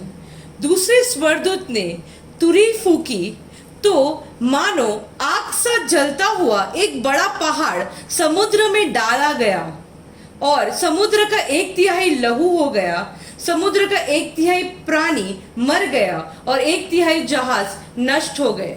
तो ये जब दूसरी तुरई फूकी जाती है तो यहाँ पर कहा जाता है कि एक बड़ा पहाड़ समुद्र में, जलता हुआ बड़ा पहाड़ समुद्र में डाला गया। बड़ा पहाड़ यानी जब यूहन्ना देखता है एक बड़ा पहाड़ दिखता है और वो आग से जला हुआ आते हुए पृथ्वी पर गिर जाता है। इसे इंग्लिश में लोग एस्ट्रॉइड कहते हैं, यानी साइंस की भाषा में इंग्लिश में एस्ट्रॉइड कहते हैं। और तो इस तरह से पहली विपत्ति होकर गुजर गई। अब आ रहे दूसरी विपत्ति पर, दूसरी तुरई। प्रकाशित वाक्य 8वां अध्याय 8 से 9। दूसरे स्वर्गदूत ने तुरई फूकी तो मानो आग सा जलता हुआ एक पहाड़ समुद्र में डाला गया और समुद्र का 1/3 लहू हो गया, रेड हो गया। समुद्र का 1/3 प्राणी मर गए और 1/3 जहाज नष्ट हो गए। अब दुनिया भर के समुद्र में 1/3 समुद्र पर जब पहाड़ गिरता है, यानी कौन से मेडिटेरियन सी पर गिरे शायद, या अरबियन सी, जैसे 1/3 जहाँ पर दुनिया का समुद्र का पानी उधर है, जब गिरेगा उसे एस्ट्रॉइड कहते हैं। साइंटिस्ट लोग कहते हैं जो स्पेस से आते हुए बड़े बड़े पत्थर पहाड़ जैसे दिखते हुए वो जलकर जब आते हैं पृथ्वी पर के पास से आते तो वो ग्रेविटी फोर्स की वजह से जलते हैं, और वो अगर समुद्र में गिरेगा तो नेचुरली सुनामी आएगा और जो जहाज़ उस समुद्र में सामान लेकर और लोगों को लेकर आते जाते हैं वो सब नष्ट हो जाएंगे। और दूसरा बात लहू का होना, जब ऐसा बड़ा पहाड़ जब समुद्र में गिर जाता है, जब एस्ट्रॉइड गिर जाता है, तो कहते हैं कि ये साइंस की बातें जो बात कहते हैं उन लोग साइंटिस्ट लोग कहते हैं कि ऑक्सीजन कम हो, जलने की वजह से ऑक्सीजन पानी में कम हो जाता है, जिसके कारण एल्गे यानी एक विचित्र तरह से पानी लाल होने लगता है और उसके कारण उस ऑक्सीजन के कमी होने के कारण मच्छियाँ भी मर जाती हैं। तो इस तरह से विपत्ति पूरे सागर यानी समुद्र पर आएगी। 1/3 समुद्र पर, 1/3 का नाश होगा समुद्र का, 1/3 प्राणियों का, समुद्र में रहने वाले प्राणियों का, और 1/3 जहाज़ों का नष्ट होगा। तो ये विपत्ति से हम परमेश्वर हमें चेतावनी दे रहा है कि अभी इतना हुआ है, आगे और भयंकर है, जल्दी से मन फिराओ। तो आप देख सकते हैं इस तरह से होने वाला है। 1/3 समुद्र लाल होगा, 1/3 प्राणी मरेंगे, 1/3 जहाज डूब जाएंगे। The second angel blew his trumpet, and something like a great mountain burning with fire was thrown into the sea, and a third of the sea became blood. A third of the living creatures in the sea died, and a third of the ships were destroyed.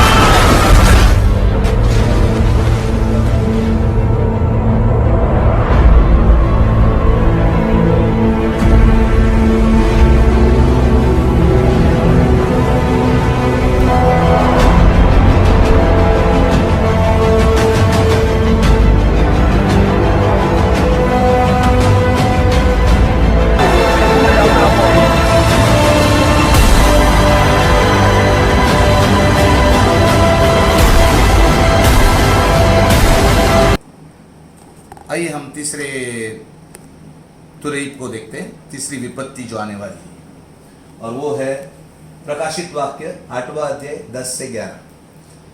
Please पढ़ेंगे। प्रकाशित वाक्य 8वां अध्याय 10वां वचन। और तीसरे स्वरदूत ने तुरी फूकी और एक बड़ा तारा जो मशाल की नाई जलता था स्वर्ग से टूटा और नदियों की 1/3 पर और पानी के सोते पर आ पड़ा। 11 और उस तारे का नाम नागदोना कहलाता है, और 1/3 पानी नागदोना सा कड़वा हो गया, और बहुत मनुष्य उस पानी के कड़वे हो जाने से मर गए। जैसे कि हमने पहले 2 तुरही में देखा कि एक पृथ्वी पर गिरा और एक समुद्र पर गिरा। इस बार परमेश्वर एक बड़ा तारा जो मशाल की नाई जलता हुआ आता है, और वो पीने वाले पानी के सोतों पर गिरता है। ये नदियों पर गिरता है और पानी के सोतों पर गिरता है, मतलब झरने और पीने के पानी जहाँ भी है उस जगह पर गिरता है। और उस तारे का नाम था नागदोना। नागदोना एक तरह से वर्मवुड इंग्लिश में कहते हैं उसे, और ये एक कड़वा तरह का पौधा है जो इज़राइल में मिलता है, जो बहुत कड़वा होता है। तो एक तरह से कहा जाता है नागदोना, वो जो तारा गिरता है तो पानी, पूरा पीने का पानी कड़वा होता है। कई स्कॉलर्स लोग ये भी कहते हैं कि वो पॉइजनस होता है, पीने के लायक नहीं रहता है। सोचो 1/3 अगर पूरे पृथ्वी पर 30% पीने का पानी का जहाँ भी स्रोत है यानी सोर्स है, वो अगर कड़वा किया जाए तो लोग पहले ही, पानी की कमी है दुनिया में, और फिर पीने का कम पानी 30% पूरा नाश हो गया, तो क्या हाल होंगे लोगों का। सोचो, अभी मैं बोला ना जगहों पर गिर रहा है, ये तीसरा विपत्ति जगहों पर हो रहा है। एक पृथ्वी पर गिरा, गवत और हरी घास को, पौधों को खराब किया, एक पानी को, समुद्र का पानी को, जहाज़ों को खराब किया, और एक अभी नष्ट कर रहा है पीने के स्रोतों को। तो इस तरह से हम देखते हैं कि कितना विनाश हो रहा है। परमेश्वर बता रहा है इस तरह से ये तीसरा विपत्ति नष्ट करने वाला है पानी के पूरे स्रोतों।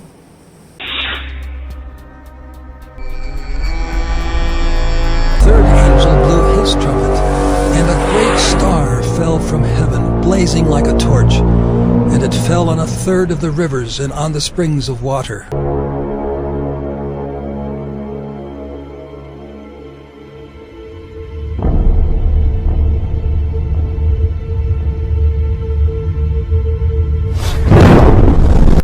The name of the star is Wormwood.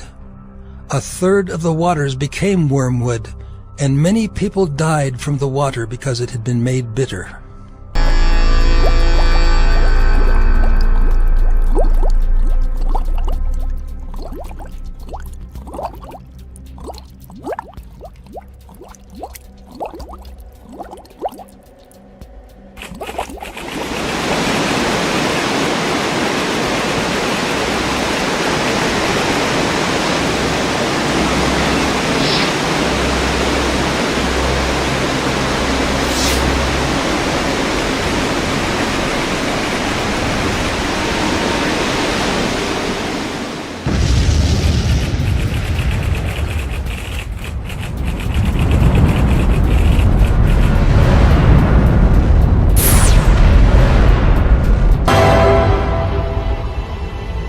Something wrong with the water. Hey, we got a situation over the 911 call center, and the system's not good.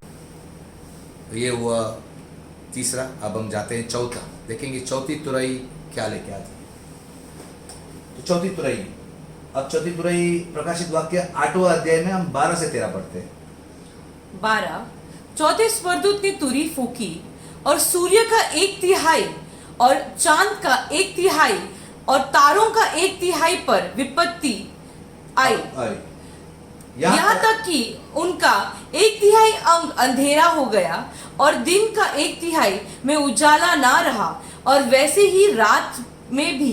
यहाँ इस बार चौथी विपत्ति में क्या हो रहा है, परमेश्वर सीधा आकाश मंडल में जाता है। अब पृथ्वी पर से जो हटता है, ये सूरज, तारे, चांद, इन तीनों को जो रोशनी देने वाले जो परमेश्वर ने बनाए हुए ग्रह है, उनको अंधेरामय करता है। यानी 1/3 भाग इसके बारे में स्कॉलर्स कहते हैं कि उस समय सिर्फ दिन और रात मिला के 8 घंटे का होगा, बाकी पूरा घोर अंधेरा सब जगह पर छा जाएगा, भयानक अंधेरा रहेगा, क्योंकि तारे भी रोशनी देना बंद करेंगे। जब मैंने फिर देखा तो आकाश के बीच में से एक उखाब उड़ते हुए ऊंचे शब्द में कहने लगा, उन 3 स्वर्गदूतों की तुरी के शब्दों के कारण जिनको फूकना अभी बाकी है, पृथ्वी के रहने वालों पर हाय हाय हाय। यानी अभी 4 खत्म हुए और 4 खत्म, ये अंधेरा चल रहा है और जैसे उस टाइम पे एक उखाब उड़ते हुए आ रहा है और वो बोल रहा है, यानी परमेश्वर भेज रहा है और लोगों को ये सुना रहा है कि मनुष्यों, पृथ्वी के रहने वालों, अभी सुधरो, नहीं तो हाय तुम पर अभी हाय हाय हाय। और बाइबल में ये बाकी जो फूकने वाली 3 तुरैयों को हाय कहा गया है, इंग्लिश में वो कहा गया है, यानी हाय बोलते ना, हाई लग गई यार उसकी, अरे उसकी हाई लग गई बोलते हैं, हम बोलते हैं ना लोगों की हाई लगती है, यहाँ तो परमेश्वर की हाई लगने वाली है। सोचो जरा क्या भयंकर है। परमेश्वर एक उखाब को बेचता है लोगों को सुनाने के लिए कि भाई हाय, क्योंकि उस समय परमेश्वर के लोग ही नहीं रहेंगे ना यहाँ पर, वो उठाए गए हैं। अब यहाँ पर जो दुष्ट लोग हैं उनको सुधरने का मौका दिया जा रहा है। तो अभी 4 में दुष्ट जगहों पर विपत्तियां समाप्त हो गई, अब आए लोगों पर। मैंने कहा था 4 विपत्तियां दुष्ट जगहों पर पड़ी और जो 5वीं आने वाली है वो लोगों पर आने वाली है। तो सूरज, चांद, तारे, कुछ होगा कि पूरा चेंज होगा, जैसे ये पता चलेगा कि ये परमेश्वर ही कर रहा है, क्योंकि ये नेचुरल नहीं होगा। लोगों को परमेश्वर ये दिखाना चाहता है कि मेरा हाथ है इसमें, अब सुधर जाओ, क्योंकि ये भले साइंटिस्ट बहुत कुछ कोशिश करते हैं, अब ये इसके टिड्डियाँ इसके वजह से आई, ये गर्मी की वजह से आई, ये फलाना महामारी इसके वजह से आई है, ये ओले इसके वजह से गिर रहे, लेकिन उस समय पर जब सब कुछ होगा ना, इसमें साइंटिस्ट लोग की बोलती बंद हो जाएगी, क्योंकि परमेश्वर क्लियरली स्पष्ट करेगा कि ये ऐसा ही नहीं हो रहा है, ये खास जगहों पर क्यों हुआ, ये खास ऐसी जगहों पर क्यों हुआ, ये खास लोगों पर क्यों गिर रहा है, क्योंकि मैं कर रहा हूँ, ऐसा वो बताना चाहता है। Are you understanding? यहाँ परमेश्वर तुरही बजा रहा है, फूक रहा है तुरही को, ये संकेत दे रहा है कि जागो, सुधर जाओ, मन फिराओ, अभी भी मैं वक्त दे रहा हूँ।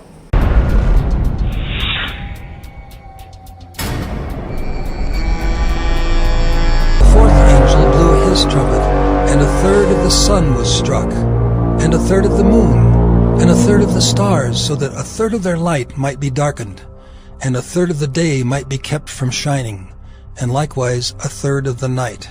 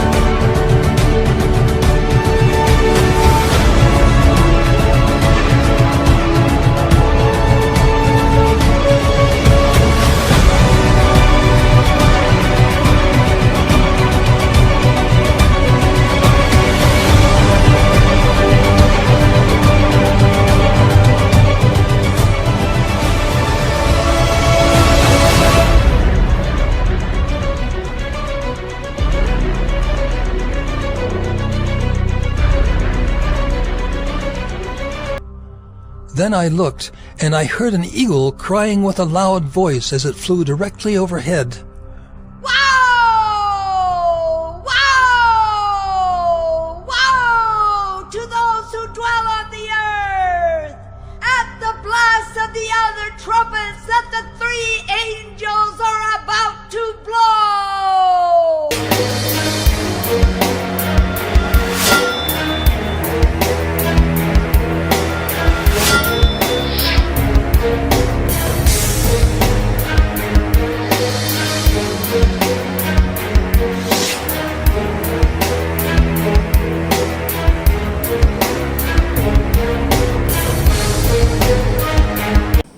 चौथी तुरई और अब हम जा रहे हैं 5वीं तुरई में।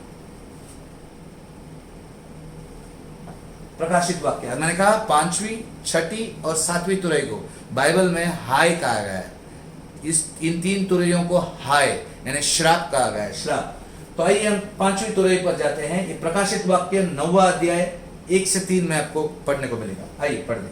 जब 5वें स्वर्गदूत ने तुरही फूकी तो मैंने एक स्वर्ग से पृथ्वी पर एक तारा शैतान गिरता हुआ देखा और उसे अथः कुंड की कुंजियां दी गई। ओके, यहाँ पर मैंने ये शब्द डाला है शैतान।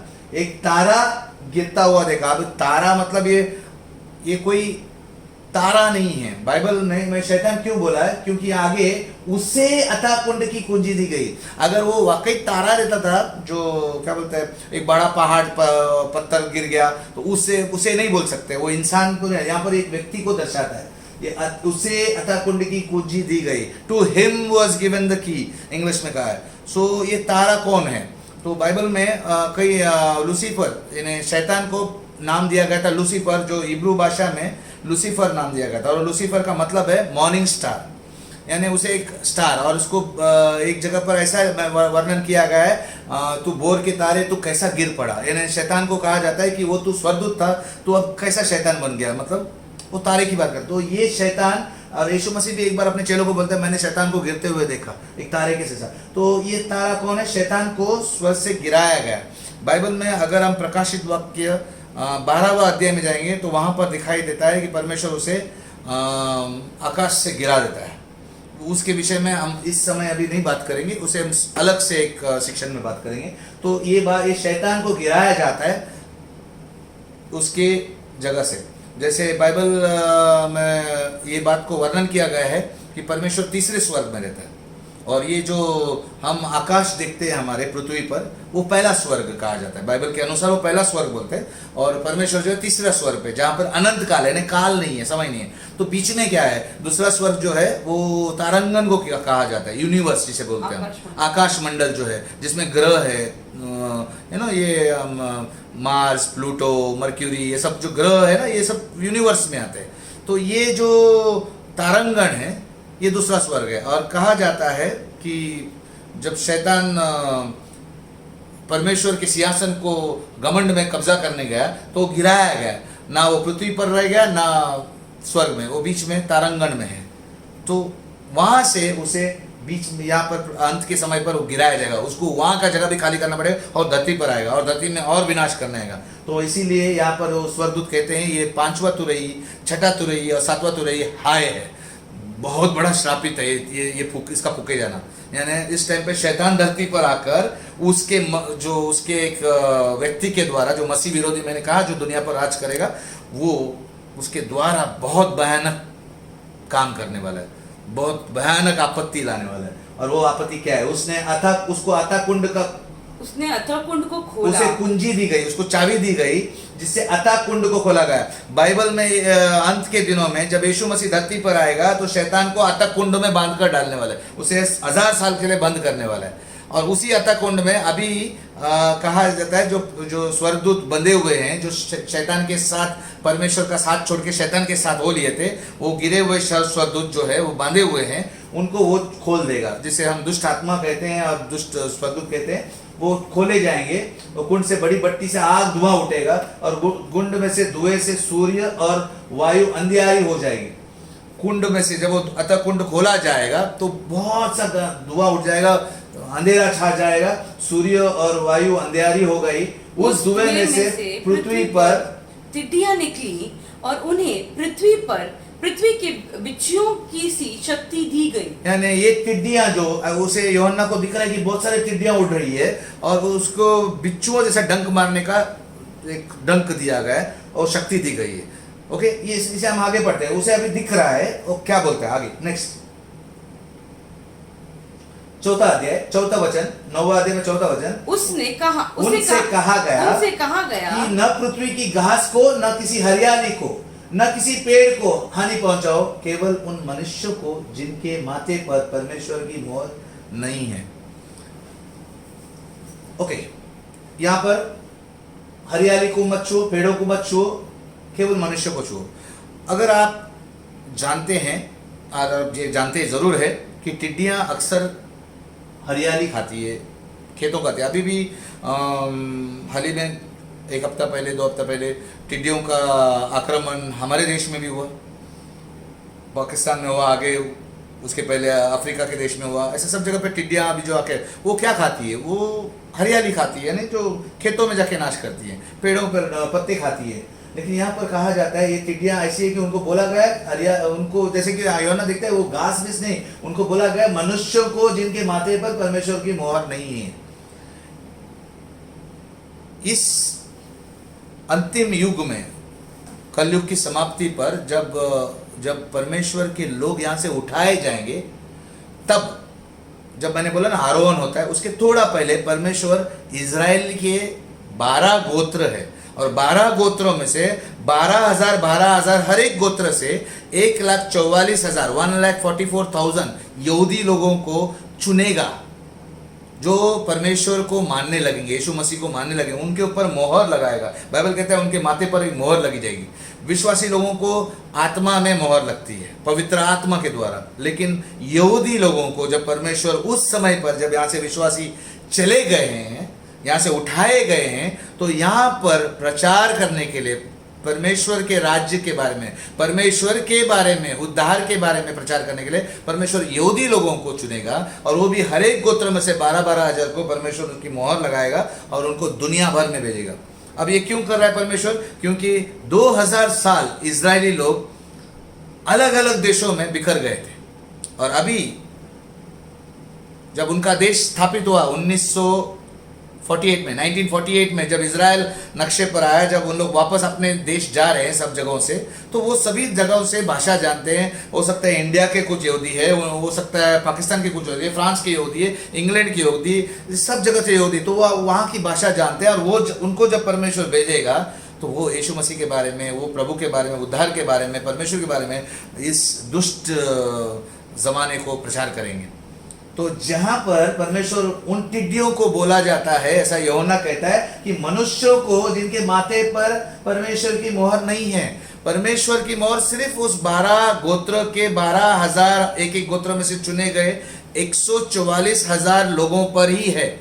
वो यहूदियों को वो टिड्डियां हानि नहीं पहुंचा पाएगी, वो सिर्फ बाकी लोगों को जो परमेश्वर को नहीं मान रहे उनको डंक मारेगी, उनको बिच्छुओं जैसा डंक दिया है। और उन्हें मार डालने को तो नहीं, मरने को नहीं बोला है, वो बिच्छू जैसे डंक मारेंगे, लेकिन वो मरने के लिए नहीं, बस 5 महीने तक लोगों को पीड़ा देने का अधिकार दिया गया है। यानी उस टिड्डियों को उसने देखा कि वो डंक मार तो रही है, मतलब लोगों को पीड़ा दे रही है, और वो लोगों को दे रही है जिसमें परमेश्वर का मोहर नहीं है, मतलब यहूदियों को नहीं, दूसरे लोगों को। और वो लोगों को जब डंक दे रहे तो मर नहीं जाते, वो 5 महीने तक लोगों को पीड़ा दे रहे, उसका बर्दाश्त नहीं होता है उनको, ऐसा कुछ। और उनकी पीड़ा ऐसी थी जैसे बिच्छू के डंक मारने से मनुष्य को होती है, भयानक पीड़ा होगी। और वो भी 5 महीने, 1 दिन 2 दिन की नहीं, 24 घंटे की नहीं, 5 महीने की।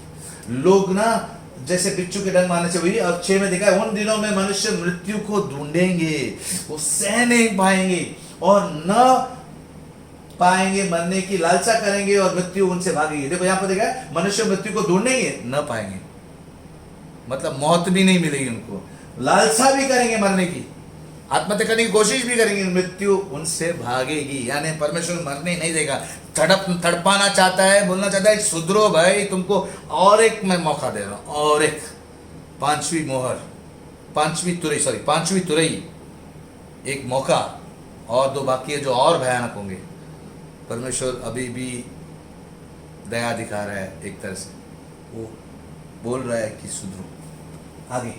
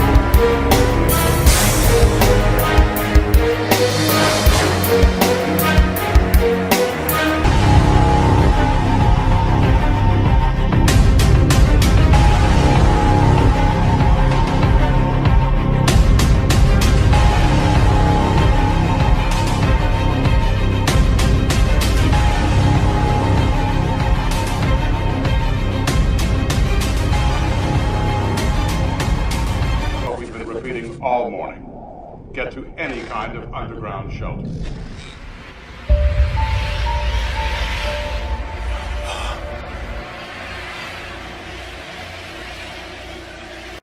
एक दिलचस्प बात बताना चाहता हूं। हमें लग रहा है टिड्डियां हैं, टिड्डियां डंक नहीं मार सकती है।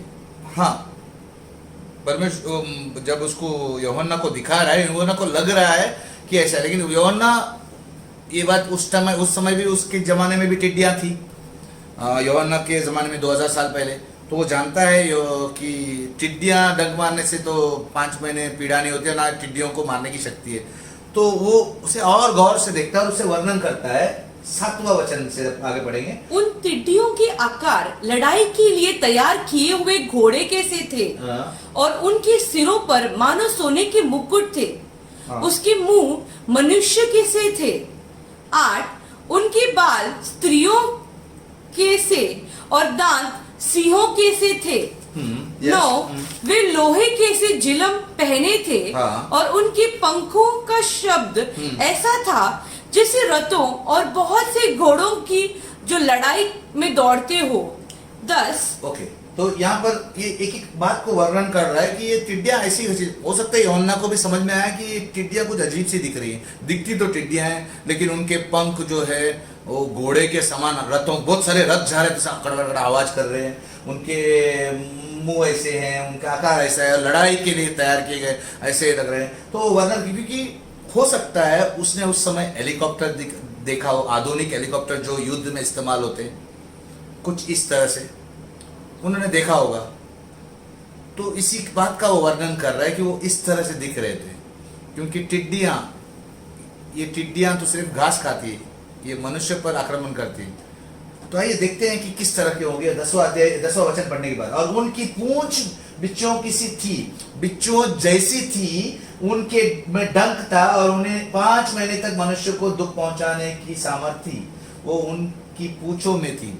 अगर हेलीकॉप्टर को देखते हैं, आजकल आधुनिक हेलीकॉप्टर पीछे से जो केमिकल छोड़ते हैं, कभी कभी खेतों में रसायन छोड़ते हैं, वैसे ही बहुत सारे युद्ध की हेलीकॉप्टर बायोकेमिकल वेपन्स इस्तेमाल करते हैं।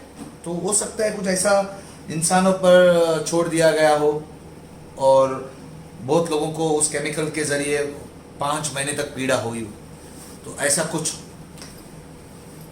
मैंने कहा हेलीकॉप्टर्स, अगर आप देखेंगे तो हेलीकॉप्टर्स का वर्णन जो कर रहा था वो पंखे, उसका जो भी चित्रण आपको इसके बाद जो वीडियो मैं आपको दिखाने वाला हूँ उसमें आपको और स्पष्ट होगा।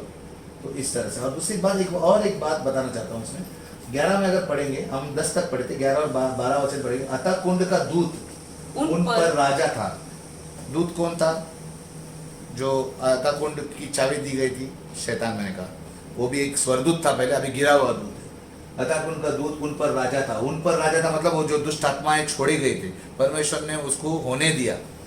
उसका नाम इब्रानी में अबद्दोन और यूनानी में अपोलियोन, ये दोनों शब्दों का, इब्रानी में अबद्दोन और यूनानी में अपोलियोन, इसका अर्थ है विनाशक।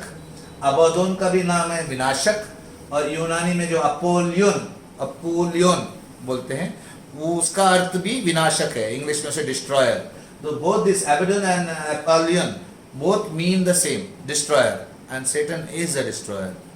पहली विपत्ति बीत चुकी, देखो अब इनके बाद 2 विपत्तियां और होने वाली हैं। आइए वीडियो को देखते हैं। प्रकाशित वाक्य के 9वें अध्याय में यूहन्ना ने कुछ अजीब प्रकार की टिड्डियों का वर्णन प्रस्तुत किया है, और यूहन्ना ने इस बात को बताया है कि अंत के दिनों में ये अजीब प्रकार की टिड्डियां जो पृथ्वी पर उत्पन्न होंगी, इनके द्वारा बहुतेरे मनुष्य जो हैं उनका जीवन संकट में पड़ जाएगा। बहुत सारे बाइबल के शिक्षकों का और प्रोफेसी स्कॉलर्स का ऐसा मानना है कि जिन टिड्डियों का वर्णन यूहन्ना ने प्रकाशित वाक्य के 9वें अध्याय के अंदर प्रदान किया है, दरअसल ये टिड्डियां वो गिरे हुए स्वर्गदूत हैं, फॉलन एंजल्स हैं, जिनको परमेश्वर ने अथाह कुंड में बंद किया हुआ है, जिसके बारे में पतरस ने भी अपनी पत्री में कलीसिया को बताया था।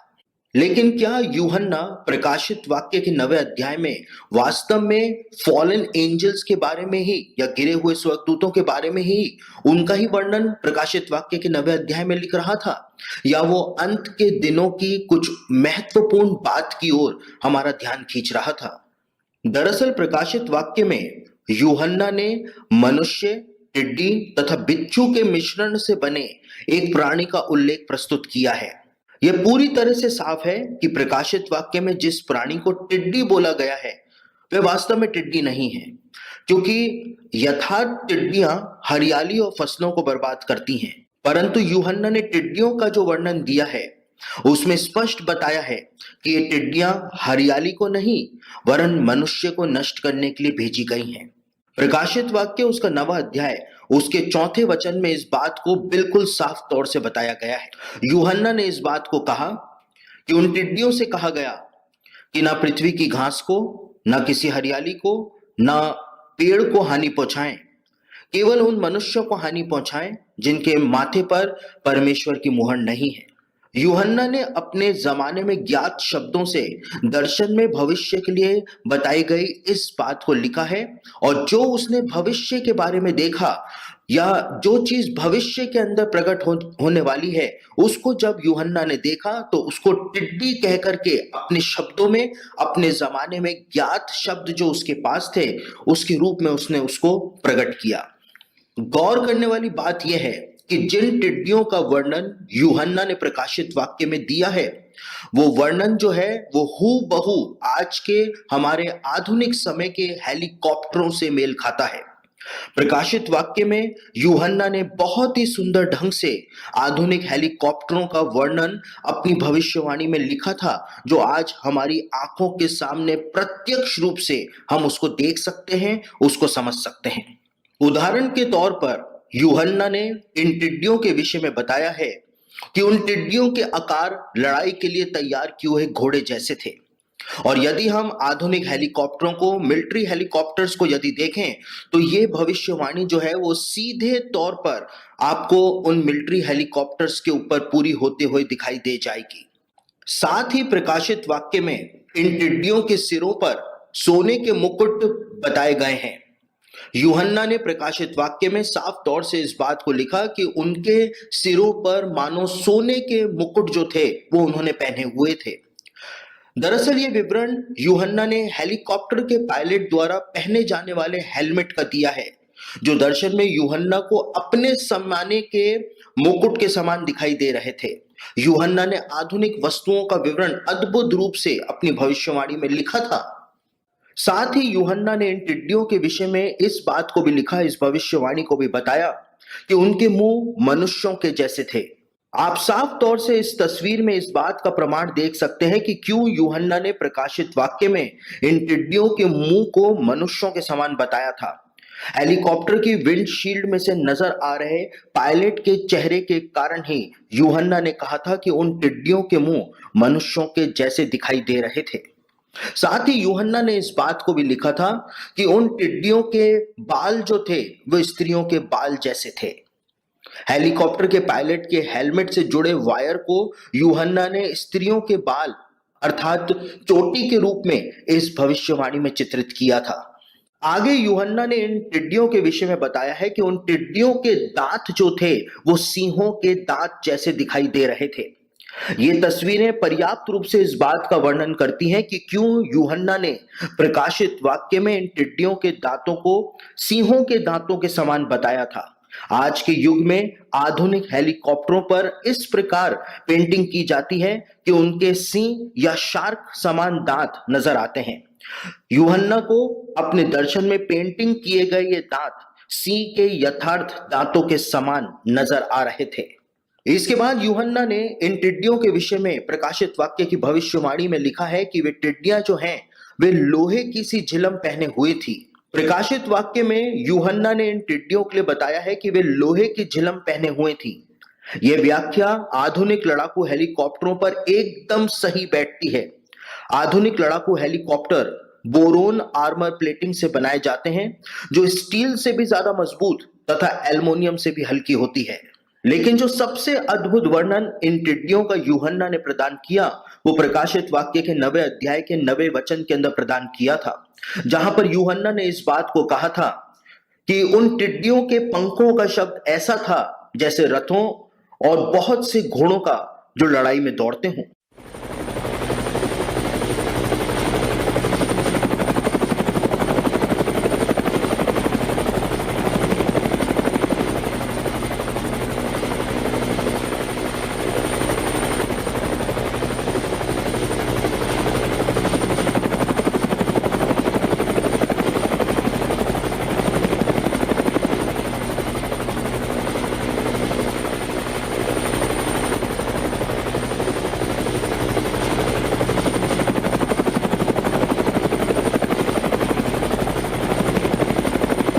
स्पष्ट रूप से यूहन्ना ने हेलीकॉप्टर के पंखों के शोर का एकदम सटीक विवरण हमें प्रकाशित वाक्य की इस भविष्यवाणी में प्रदान किया है। साथ ही यूहन्ना ने इन टिड्डियों के लिए इस बात को भी बताया था कि उन टिड्डियों की पूंछ बिच्छुओं की सी थी और उनमें डंक थे। स्पष्ट रूप से हेलीकॉप्टर की पूंछ बिल्कुल बिच्छू की पूंछ के समान ही होती है। प्रकाशित वाक्य कहता है कि उनकी पूंछ में डंक भी थे। आधुनिक हेलीकॉप्टर की पूंछ बिच्छू के समान तो होती ही है, वरन पूंछ में जो पंखा लगा होता है वह डंक के समान ही दूर से नजर आता है। और अंत में यूहन्ना ने इन टिड्डियों के बारे में इस बात को भी लिखा कि उन्हें मनुष्यों को दुख पहुंचाने की जो शक्ति दी गई थी वो शक्ति उनकी पूंछों में दी गई थी। आधुनिक लड़ाकू हेलीकॉप्टर युद्ध में अपनी पूंछ से ही रासायनिक हथियार को स्प्रे करते हैं। इसी कारण प्रकाशित वाक्य में कहा गया है कि मनुष्यों को दुख पहुंचाने की शक्ति उनकी पूंछों में थी। प्रकाशित वाक्य में स्पष्ट बताया गया है कि उनकी पीड़ा ऐसी थी जैसे बिच्छू के डंक मारने से मनुष्य को होती है। आपको यह जानकर आश्चर्य होगा कि आधुनिक रासायनिक हथियार भी उसी तरह मनुष्य के नर्वस सिस्टम पर हमला करते हैं जैसे बिच्छू के काटने से होता है। तो इस प्रकार से हम देखते हैं कि यूहन्ना ने किसी गिरे हुए स्वर्गदूत के बारे में प्रकाशित वाक्य के 9वें अध्याय में नहीं बताया था, लेकिन यूहन्ना हमारे समय के आधुनिक लड़ाकू हेलीकॉप्टरों का वर्णन अपने जमाने के शब्दों में प्रदान कर रहा था और बिल्कुल सटीक वर्णन जो था वो यूहन्ना ने प्रदान किया था। तो आपने देखा कि किस तरह से यूहन्ना शायद हेलीकॉप्टर्स देख रहा था, आधुनिक हेलीकॉप्टर, और उसका वर्णन कर रहा था जिसे उसे लगा। तो फिर से एक बार 5वीं मोहर हो चुकी है, लेकिन हम फिर एक बार देखते हैं कि एक कुंज अथा कुंड की चाबी दी गई थी और टिड्डियां बाहर आई जिसका मुकुट सोने का मुकुट जैसे दिख रहा है, बाल दिख रहे हैं और वो घोड़े समान भाग रहा है, ऐसा वर्णन कर रहा है। हमने उसके बारे में देखा और उनके पास डंक था और इनको बोला गया था कि कोई भी पेड़ पौधों को छूना नहीं, इंसानों को वेदना देने के लिए। तो 5वीं मोहर, अब 5वीं तुरही अब समाप्त हो गई अब, और उसे हाय कहते हैं। एक हाय खत्म हो गई, अब दूसरी हाय पर जाने वाले, यानी 6ठी तुरही पर हम जाने वाले। तो 6ठी तुरही और दूसरी हाय, प्रकाशित वाक्य 9वां अध्याय 13 से 15। आइए पढ़ते। प्रकाशित वाक्य 9वां अध्याय वचन 13।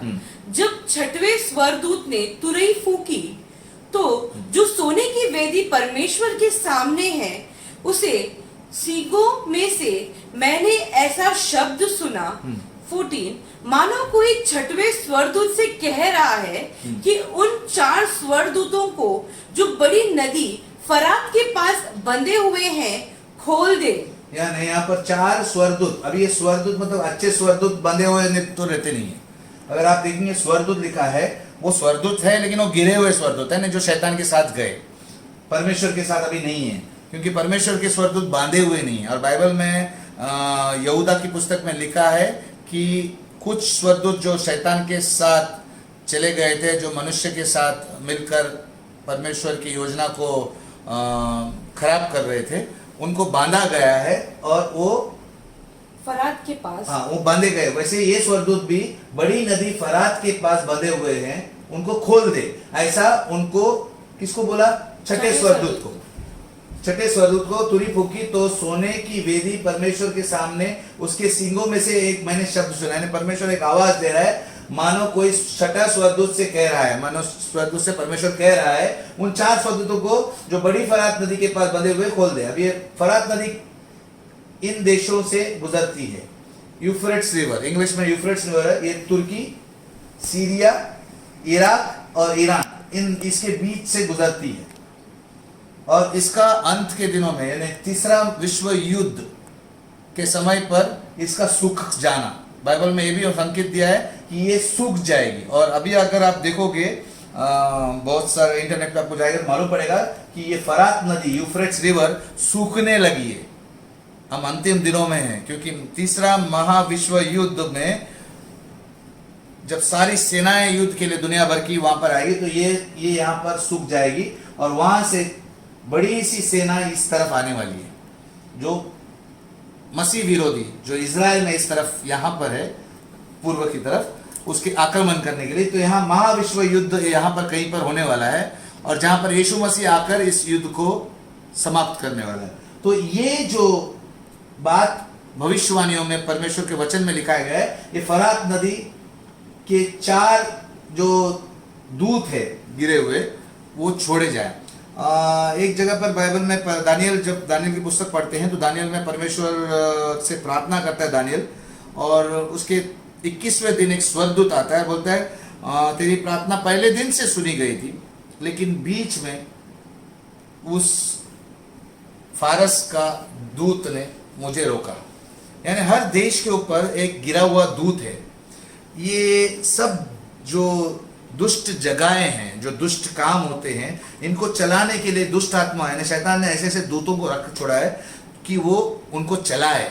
तो यहाँ पर ये 4 जो देशों के जो दूत है, जो फारत नदी के 4 देशों के आसपास के, इनको खोलने को कहा गया है। तो सोचो और भयंकर कुछ होने वाला है, क्योंकि शैतान शामिल है, शैतान के दूत शामिल है इसमें, दुष्ट आत्माएं हैं, और कुछ आगे कुछ और बोला जा रहा है। 15 वचन, वे 4 दूत खोल दिए गए और उस घड़ी और उस दिन और उस महीने और उस वर्ष के लिए मनुष्यों की 1/3 को मार डालने के लिए तैयार किए गए थे। यानी परमेश्वर यहाँ पर स्पष्ट कर रहा है कि इनको बांधा इसलिए गया है कि आखिरी दिनों के लिए, इस घड़ी के लिए, उस दिन के लिए, उस महीने के लिए, उस परमेश्वर बारीकी से जानता है कब इनको खोलना है। यानी अंत के दिनों में, कलयुग की समाप्ति पर एकदम घोर, बोला ना, ये और एक हाय आ रही है अभी, ये दूसरी हाय और छठी तुरी है। यानी सोचो यहाँ पर शैतान को होने करने दे रहा है नाश परमेश्वर, बोला ना, वो विनाशक है और वो उसके दूतों के द्वारा काम करने वाला है। और 1/3 मनुष्य को सोचो, आज 800 करोड़ लोग हैं, 1/3 कितना होगा? लगभग 300 करोड़। 300 करोड़ लोग मारे जाएंगे, और युद्ध में तो मारे जाते हैं। तो ये महाविश्व युद्ध, ये तीसरा महाविश्व युद्ध, 3rd वर्ल्ड वॉर जैसी स्थिति होने वाली है। लड़ते लड़ते लड़ते यहाँ पर 1/3 लोग मरने वाले अलग अलग देशों में। सोचो कितना विनाश होगा। तो भी लोग परमेश्वर को मानने से इनकार करेंगे। हम आगे देखते हैं, आगे इस 15 की बात पढ़ते हैं जरा। Next slide please. 16 वचन देखो, और 15 तक पढ़े हमने, अभी 16 पढ़ते हैं। और फौजों के सवारों की गिनती 20 करोड़ थी, मैंने उनकी गिनती सुनी। और फौजों के सवारों की गिनती, इंग्लिश में इसे अच्छा दिया है, 9वां अध्याय 16 वचन। 16 वचन, let me read it. Now the number of the army of horseman was 200 million, 200 million यानी 20 करोड़। यानी ये सेना जो थी, ये 20 करोड़ की सेना है। अभी अगर आप देखोगे दानियल की पुस्तक में ये वर्णन किया गया है, मसीह विरोधी जब अपना राज दुनिया में फैला रहा है, वो कब्जा करने जा रहा है सब जगह पर, तब पूर्व से यानी ईस्ट से और नॉर्थ से यानी उत्तर से, पूर्व से और उत्तर से उसे बुरी खबर सुनाई देती है। यानी ये दर्शाया गया है वहां पर दानियल की पुस्तक में कि पूर्व उत्तर से, उत्तर में, इजराइल के उत्तर में कौन है? क्योंकि मसीह विरोधी इजराइल में अपना डेरा जमाएगा, हेडक्वार्टर वहां रहेगा दुनिया पर राज करने के लिए। तो जब उत्तर, इजराइल के उत्तर में कौन दिखता है? रशिया, यानी रशिया की सेना उसे टक्कर देगी। और पूर्व से कौन आ सकता है? इजराइल के पूर्व में कौन है? चाइना एक बड़ा देश है, इंडिया एक है। तो बहुत चाइना उस समय सुपर पावर बनने की कोशिश में, और चाइना हमेशा रशिया और मुस्लिम देशों का साथ देता है। हमेशा साथ लेता है। हो सकता है उस जमाने में जब ये 20 करोड़ की सेना, ये कोई भी देश की इतनी बड़ी सेना नहीं हो सकती, लेकिन हम जानते हैं दुनिया में 2 बड़े देश है, एक इंडिया है, एक चाइना है, जिसकी आबादी 130 करोड़ है। और ये अगर देश चाहे, और उसने 1960 में चाइना ने बोला हम 20 करोड़ की सेना तैयार कर सकते हैं, मतलब उनकी उतनी वो उनका बजट भी देखेंगे तो हर साल वो सेना पर ज़्यादा खर्च करता है। तो ये 20 करोड़ की सेना का बहुत से स्कॉलर्स बोलते हैं ये चाइना से आ सकता है, लेकिन ये चाइना अकेले से नहीं आएगा। हो सकता है उसके साथ उस समय तीसरे विश्व युद्ध के लिए वो सपोर्ट लेते हुए, हो सकता है रशिया का, हो सकता है मुस्लिम देशों का, उससे बहुत सारे लोग उसके साथ जुड़ेंगे। और 20 करोड़ की सेना यूहन्ना के समय पर नहीं थी। यूहन्ना के समय जो यूहन्ना ये पुस्तक लिख रहा था, ये दर्शन लिख रहा था, ये प्रकाशन लिख रहा था, जब यीशु मसीह प्रकाशन दे रहा था, उस समय पर दुनिया में, पूरे दुनिया में सिर्फ 15 करोड़ लोग थे। पूरी दुनिया में 153 मिलियन लोग थे, यानी 15 करोड़ बोल सकते हैं। तो ये 20 करोड़ का तो उस समय पूरा दुनिया भर की आबादी नहीं थी। ये आज के दिन में मुमकिन है। और आज हम जानते हैं चाइना सुपर पावर बनने के लिए, एक बड़ा पावर बनने के लिए, और रशिया के साथ भी दे रहा है। और ये दोनों इजराइल के खिलाफ है, ये इजराइल के खिलाफ है। और इजराइल में ही अगर मसीह विरोधी वहाँ पर राज करने के लिए बैठेगा तो वो यूरोप से आने वाला है। बाइबल कहता है कि वो यूरोप से आएगा, इसके बारे में हम बाद में अलग सीखेंगे। तो उसका विरोध तो करेंगे, वो यूरोपियन देश को मानेंगे नहीं, और मुस्लिम लोग तो पहले से नहीं मान रहे। तो मुस्लिम देश, रशिया और चाइना मिलकर अगर ये हो सकता है 20 करोड़ की आर्मी बन सकती है। तो ये क्या है, और फौजों का सवारों की गिनती 20 करोड़ थी। और ये 20 करोड़ का आंकड़ा ऐसे ही यूहन्ना ने देखा और ऐसे ही एक अनुमान लगा के बोला, ऐसा नहीं, उसने गिनती सुनी। इंग्लिश में लिखा है ना, हर्ड इट, उसने सुना, परमेश्वर से बात सुना, इसलिए वो वर्णन करता है, क्योंकि उसे ही समझ में नहीं आया कि इतने लोग तो उसके जमाने में भी नहीं थे। तो ये तो जहाँ बड़ा सेना 20 करोड़ आज मुमकिन है, आज के ज़माने में मुमकिन है। ये परमेश्वर हमारे समय के ज़माने के बारे में बता रहा था, ये कलयुग की समाप्ति का बता रहा था, और ये जल्द होने वाला है। तो ध्यान दीजिएगा एक बार फिर से, और फौजों के सवारों की गिनती 20 करोड़, यानी सवार फौजी सवार मतलब आर्मी 20 करोड़ की, उनकी गिनती मैंने सुनी। नेक्स्ट 17 पढ़ते, प्लीज पढ़िए जरा यहाँ से। 17, मुझे इस दर्शन में घोड़े और उनके ऐसे सवार दिखाई दिए जिनके जिलम आग यानी लाल और धूम्रकांत यानी नीला और गंधक यानी पीला की सी थी। यानी उसने झिलम यानी उसका आगे जो कलर्स देखे, उस ये क्या बोलते हैं, दर्शन दिखे घोड़े और उनके सवार, उनके ऊपर जाने वाले लोग जिनकी झिलम, उनकी कवच जो है लाल नीला पीला दिखे, और उन घोड़ों के सिरों के सिरों के से, और उनके मुंह में से आग निकल रही थी, धुआं निकल रही थी और गंधक निकल रही थी। अब घोड़े के मुंह से तो आग नहीं निकलेगी, ये तो उस जमाने में भी लेकिन वो आधुनिक tank, war machines, war tanks जो बोलते हैं, टैंक जो होते हैं ना, बड़े बड़े युद्ध के बॉम्ब डालने वाले मशीन्स, जो बड़े बड़े टैंक रहते हैं, तो उनके मुंह से आग निकलती है, पीछे से आग बॉम्ब डालते हैं। तो ये यूहन्ना के दिनों में वो टैंक को घोड़े के जैसे ही समझे, क्योंकि उन दिनों में युद्ध तो घोड़े से होता था, घोड़े के सवार सिर पर बैठकर लोग युद्ध करते थे। तो उसका वो वर्णन करते हैं कि उनके ऊपर ऐसा कलर देखा मैंने, ऐसा चीजें देखी। तो ये झंडे में ये जो कलर्स बता रहे हैं, लाल नीला गंधक, ये इन देशों के हैं। देखो अगर ये चीन में पीला और लाल है, नॉर्थ कोरिया, फिर ये रूस का है। तो ये सब हो सकता है, ये सब देश मिलकर, और बहुत सारे अलग देश है जो एक कलरों से मेल खाते हैं, ये एक साथ हो जाएंगे और युद्ध करें। हो सकता है क्योंकि कोई भी युद्ध में 2 पार्टियां होती हैं। तो ये वो देख रहा है कि वे फरात नदी के मतलब मिडल ईस्ट यानी इजराइल की तरफ बढ़ रहे हैं। ये बड़ी सी एक सेना बढ़ रही है। और आगे आगे आगे 18 पढ़ते हैं। Next 18-19 please read this. इन तीनों मरियों अर्थात आग और धुएं और गंधक से, यानी आग से, धुएं से, गंधक से, आपको मालूम है ये सब बमबारी को दर्शाता है। इन मरियों से जो उसके मुंह से निकलती है, वो घुड़सवारों के यानी वो टैंक से, देखो आप दिख रहे हैं टैंक से निकलती है, देखिए मुंह से निकलती है। तो उसे हो सकता है उसको वर्णन करने नहीं आया हो, क्योंकि उस जमाने में उसने टैंक्स कभी देखे नहीं, और इस तरह से वो घोड़े को ही समझ रहा है।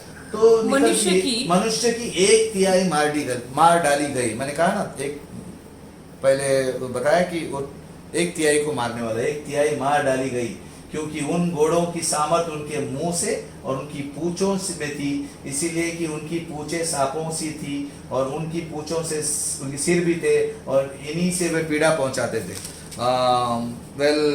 कहते हैं कि टैंक्स के बैरल्स, जो टेल्स होते हैं ना, जो बैरल्स बोलते हैं उसे, टैंक, उससे फायर निकलता है और मजल्स, टैंक के सामने वाले पार्ट, इसे को मजल कहते हैं, उससे भी बॉम्ब फेंके जाते हैं। तो ये सब आज के न्यूक्लियर वॉर मशीन्स जो बोलते हैं कुछ इस तरह से हैं। हो सकता है यूहन्ना ने वो देखा था जो हमारे जमाने के बारे में वो बता रहा है। Let's go to the next one, next slide.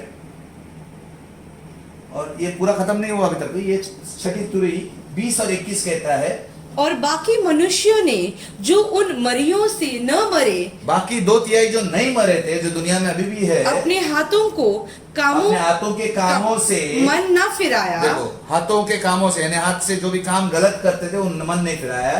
दुष्ट आत्माओं के कामों से, दुष्ट आत्माओं से भी मन नहीं फिराया, दुष्ट आत्माओं को भी मानते थे उन लोग। और सोने और चांदी और पीतल और पत्थर और कांट की भी मूर्तों की पूजा न करे, इससे भी मन नहीं फिराया। वो सोने की मूर्ति, चांदी की मूर्ति, पीतल की मूर्ति, पत्थर की मूर्ति, लकड़ी की मूर्ति, इस सब मूर्तियों को पूजते रहे, फिर भी इतना होने के बाद भी वो वैसे ही मूर्ति पूजा करते रहे। जो न देख, न सुन, न चल सकती हैं, मूर्तियां न चल सकती है, न देख सकते, फिर भी वो लोग मूर्ति पूजा कर रहे हैं। जो खून करने से भी वो बदले नहीं, टोना, जादू टोना करने से भी बदले नहीं, व्यभिचार करने से भी बदले नहीं, और चोरियां भी करने से बदले नहीं, उन्होंने की थी, उनसे मन न फिराया। परमेश्वर खास यहाँ पर मेंशन कर रहा है, दूसरी हाई भी गई, यानी छठी तुरही बच गई और 7वीं आने वाली है। 7वीं एकदम भयंकर तुरही है, 7वीं मतलब तीसरी हाई, जो मैंने बोला ना 7 कटोरे, वो तो भयानक है, लेकिन अभी भी सुधर नहीं रहे। लोग इतने हट्टी है, इंसान इतना हट्टी है, देख रहा है कि परमेश्वर यहाँ तक कि शैतान को भी करने दिया, तो सोचो कितना भयानक सिचुएशन होगा, फिर भी लोग मन नहीं फिराए। इसलिए मैं कहता हूँ लोगों, दोस्तों, आज मौका है, अभी भी अगर आप मुझे सुन रहे हैं, हो सकता है आपने प्रभु को अभी तक स्वीकारा नहीं है, मौका है, प्रभु को स्वीकारिए। अगर अभी इस समय परमेश्वर की आत्मा आपको अगुवाई कर रही है, आपको मन में लग रहा है कि मैं पाप किया हूँ, मन फिराओ, परमेश्वर से एक बार कहो कि प्रभु मैं गलती मानता हूँ।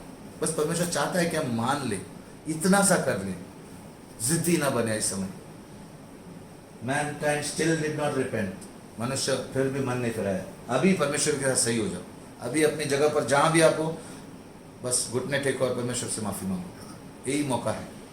आइए, छठी तुरही खत्म होते ही ये सब 1/3 लोग मारे जाते हैं।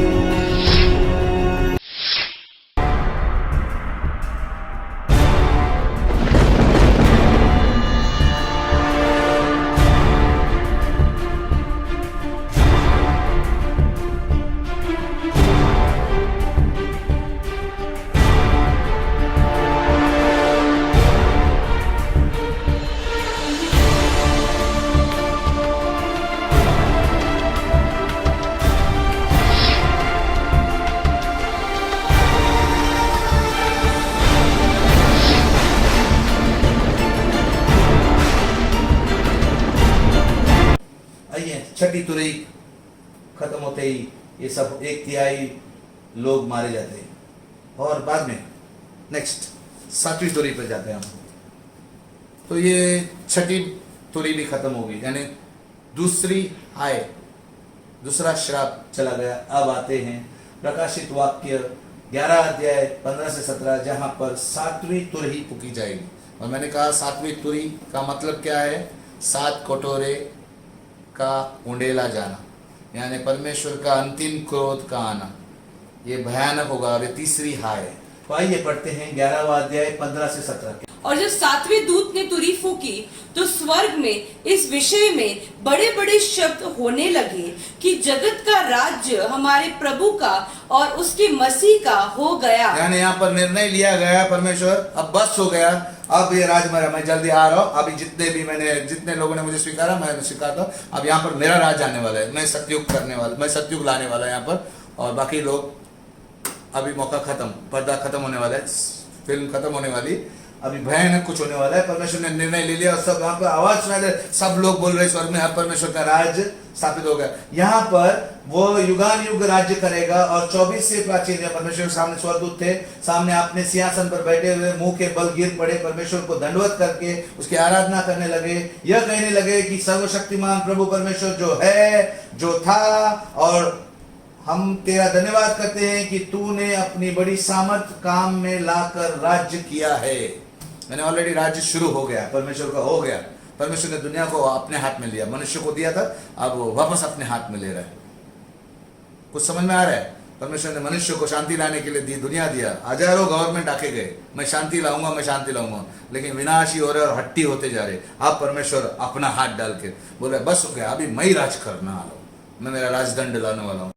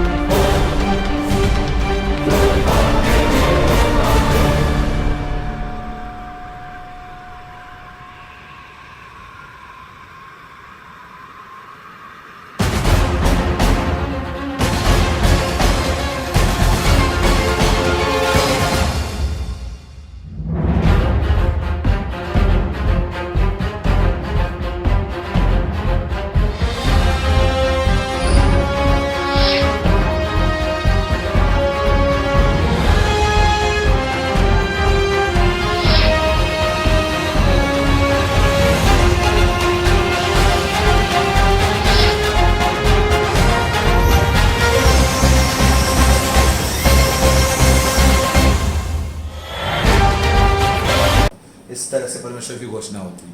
और आगे प्लीज नेक्स्ट स्लाइड प्लीज।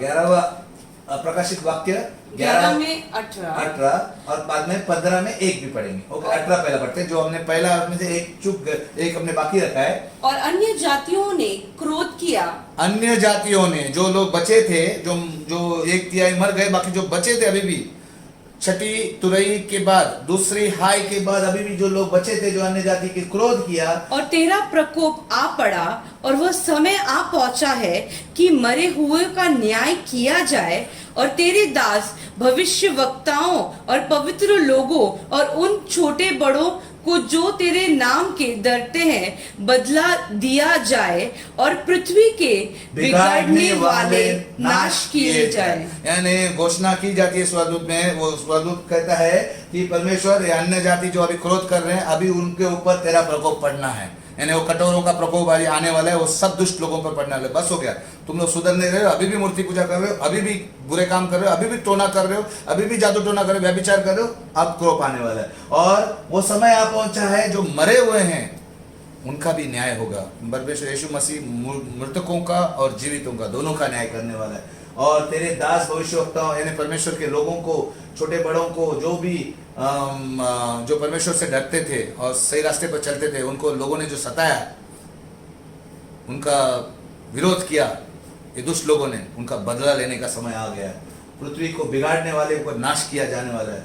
फिर प्रकाशित वाक्य 15 में, फिर मैंने स्वर्ग में एक और बड़ा और अद्भुत चिन्ह देखा, अर्थात 7 स्वर्गदूत, जिनके पास 7 अंतिम विपत्तियां थी, क्योंकि उनके समाप्त हो जाने पर, यानी ये विपत्तियां, अंतिम विपत्तियां समाप्त होने जाने पर परमेश्वर का क्रोध यानी प्रकोप का अंत होगा। अब परमेश्वर का प्रकोप का समय आ गया, अंतिम प्रकोप, ये आखिरी विपत्तियां, 7 विपत्तियां, ये कटोरों में से गिराई जाएगी और ये भयानक होगी। इसमें कोई दया माया नहीं, कुछ नहीं, नो चांस, क्योंकि 7वें में जितने लोग प्रभु को उस समय अगर स्वीकारे होंगे वो भी उठाए लिए जाएंगे। एक आरोहण तभी हो गया पहली तुरई के पहले, और एक 7वीं तुरई के पहले बाकी लोग जो इस क्लेश के समय में प्रभु को स्वीकारे उनका आरोहण होगा।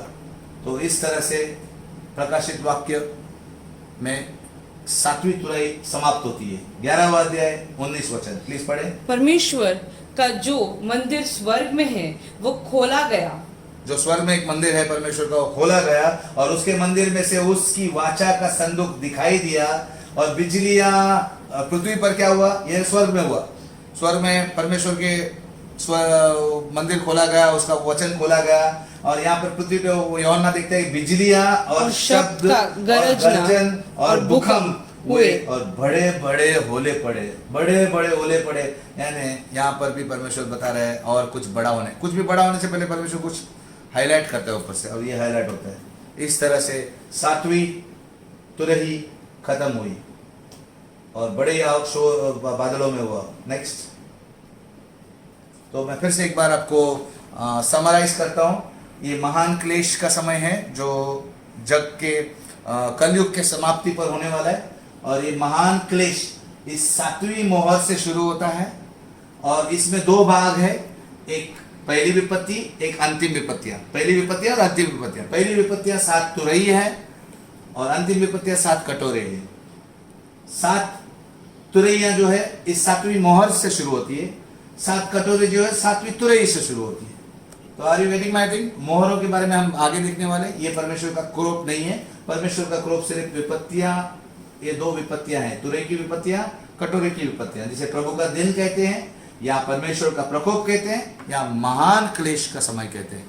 तो आई होप बहुत सरल है ये आपको अंडरस्टैंड करने के लिए, क्योंकि आगे अगले दिनों में मैं वापस दोहराऊंगा इसको अलग अलग टीचिंग में। नेक्स्ट,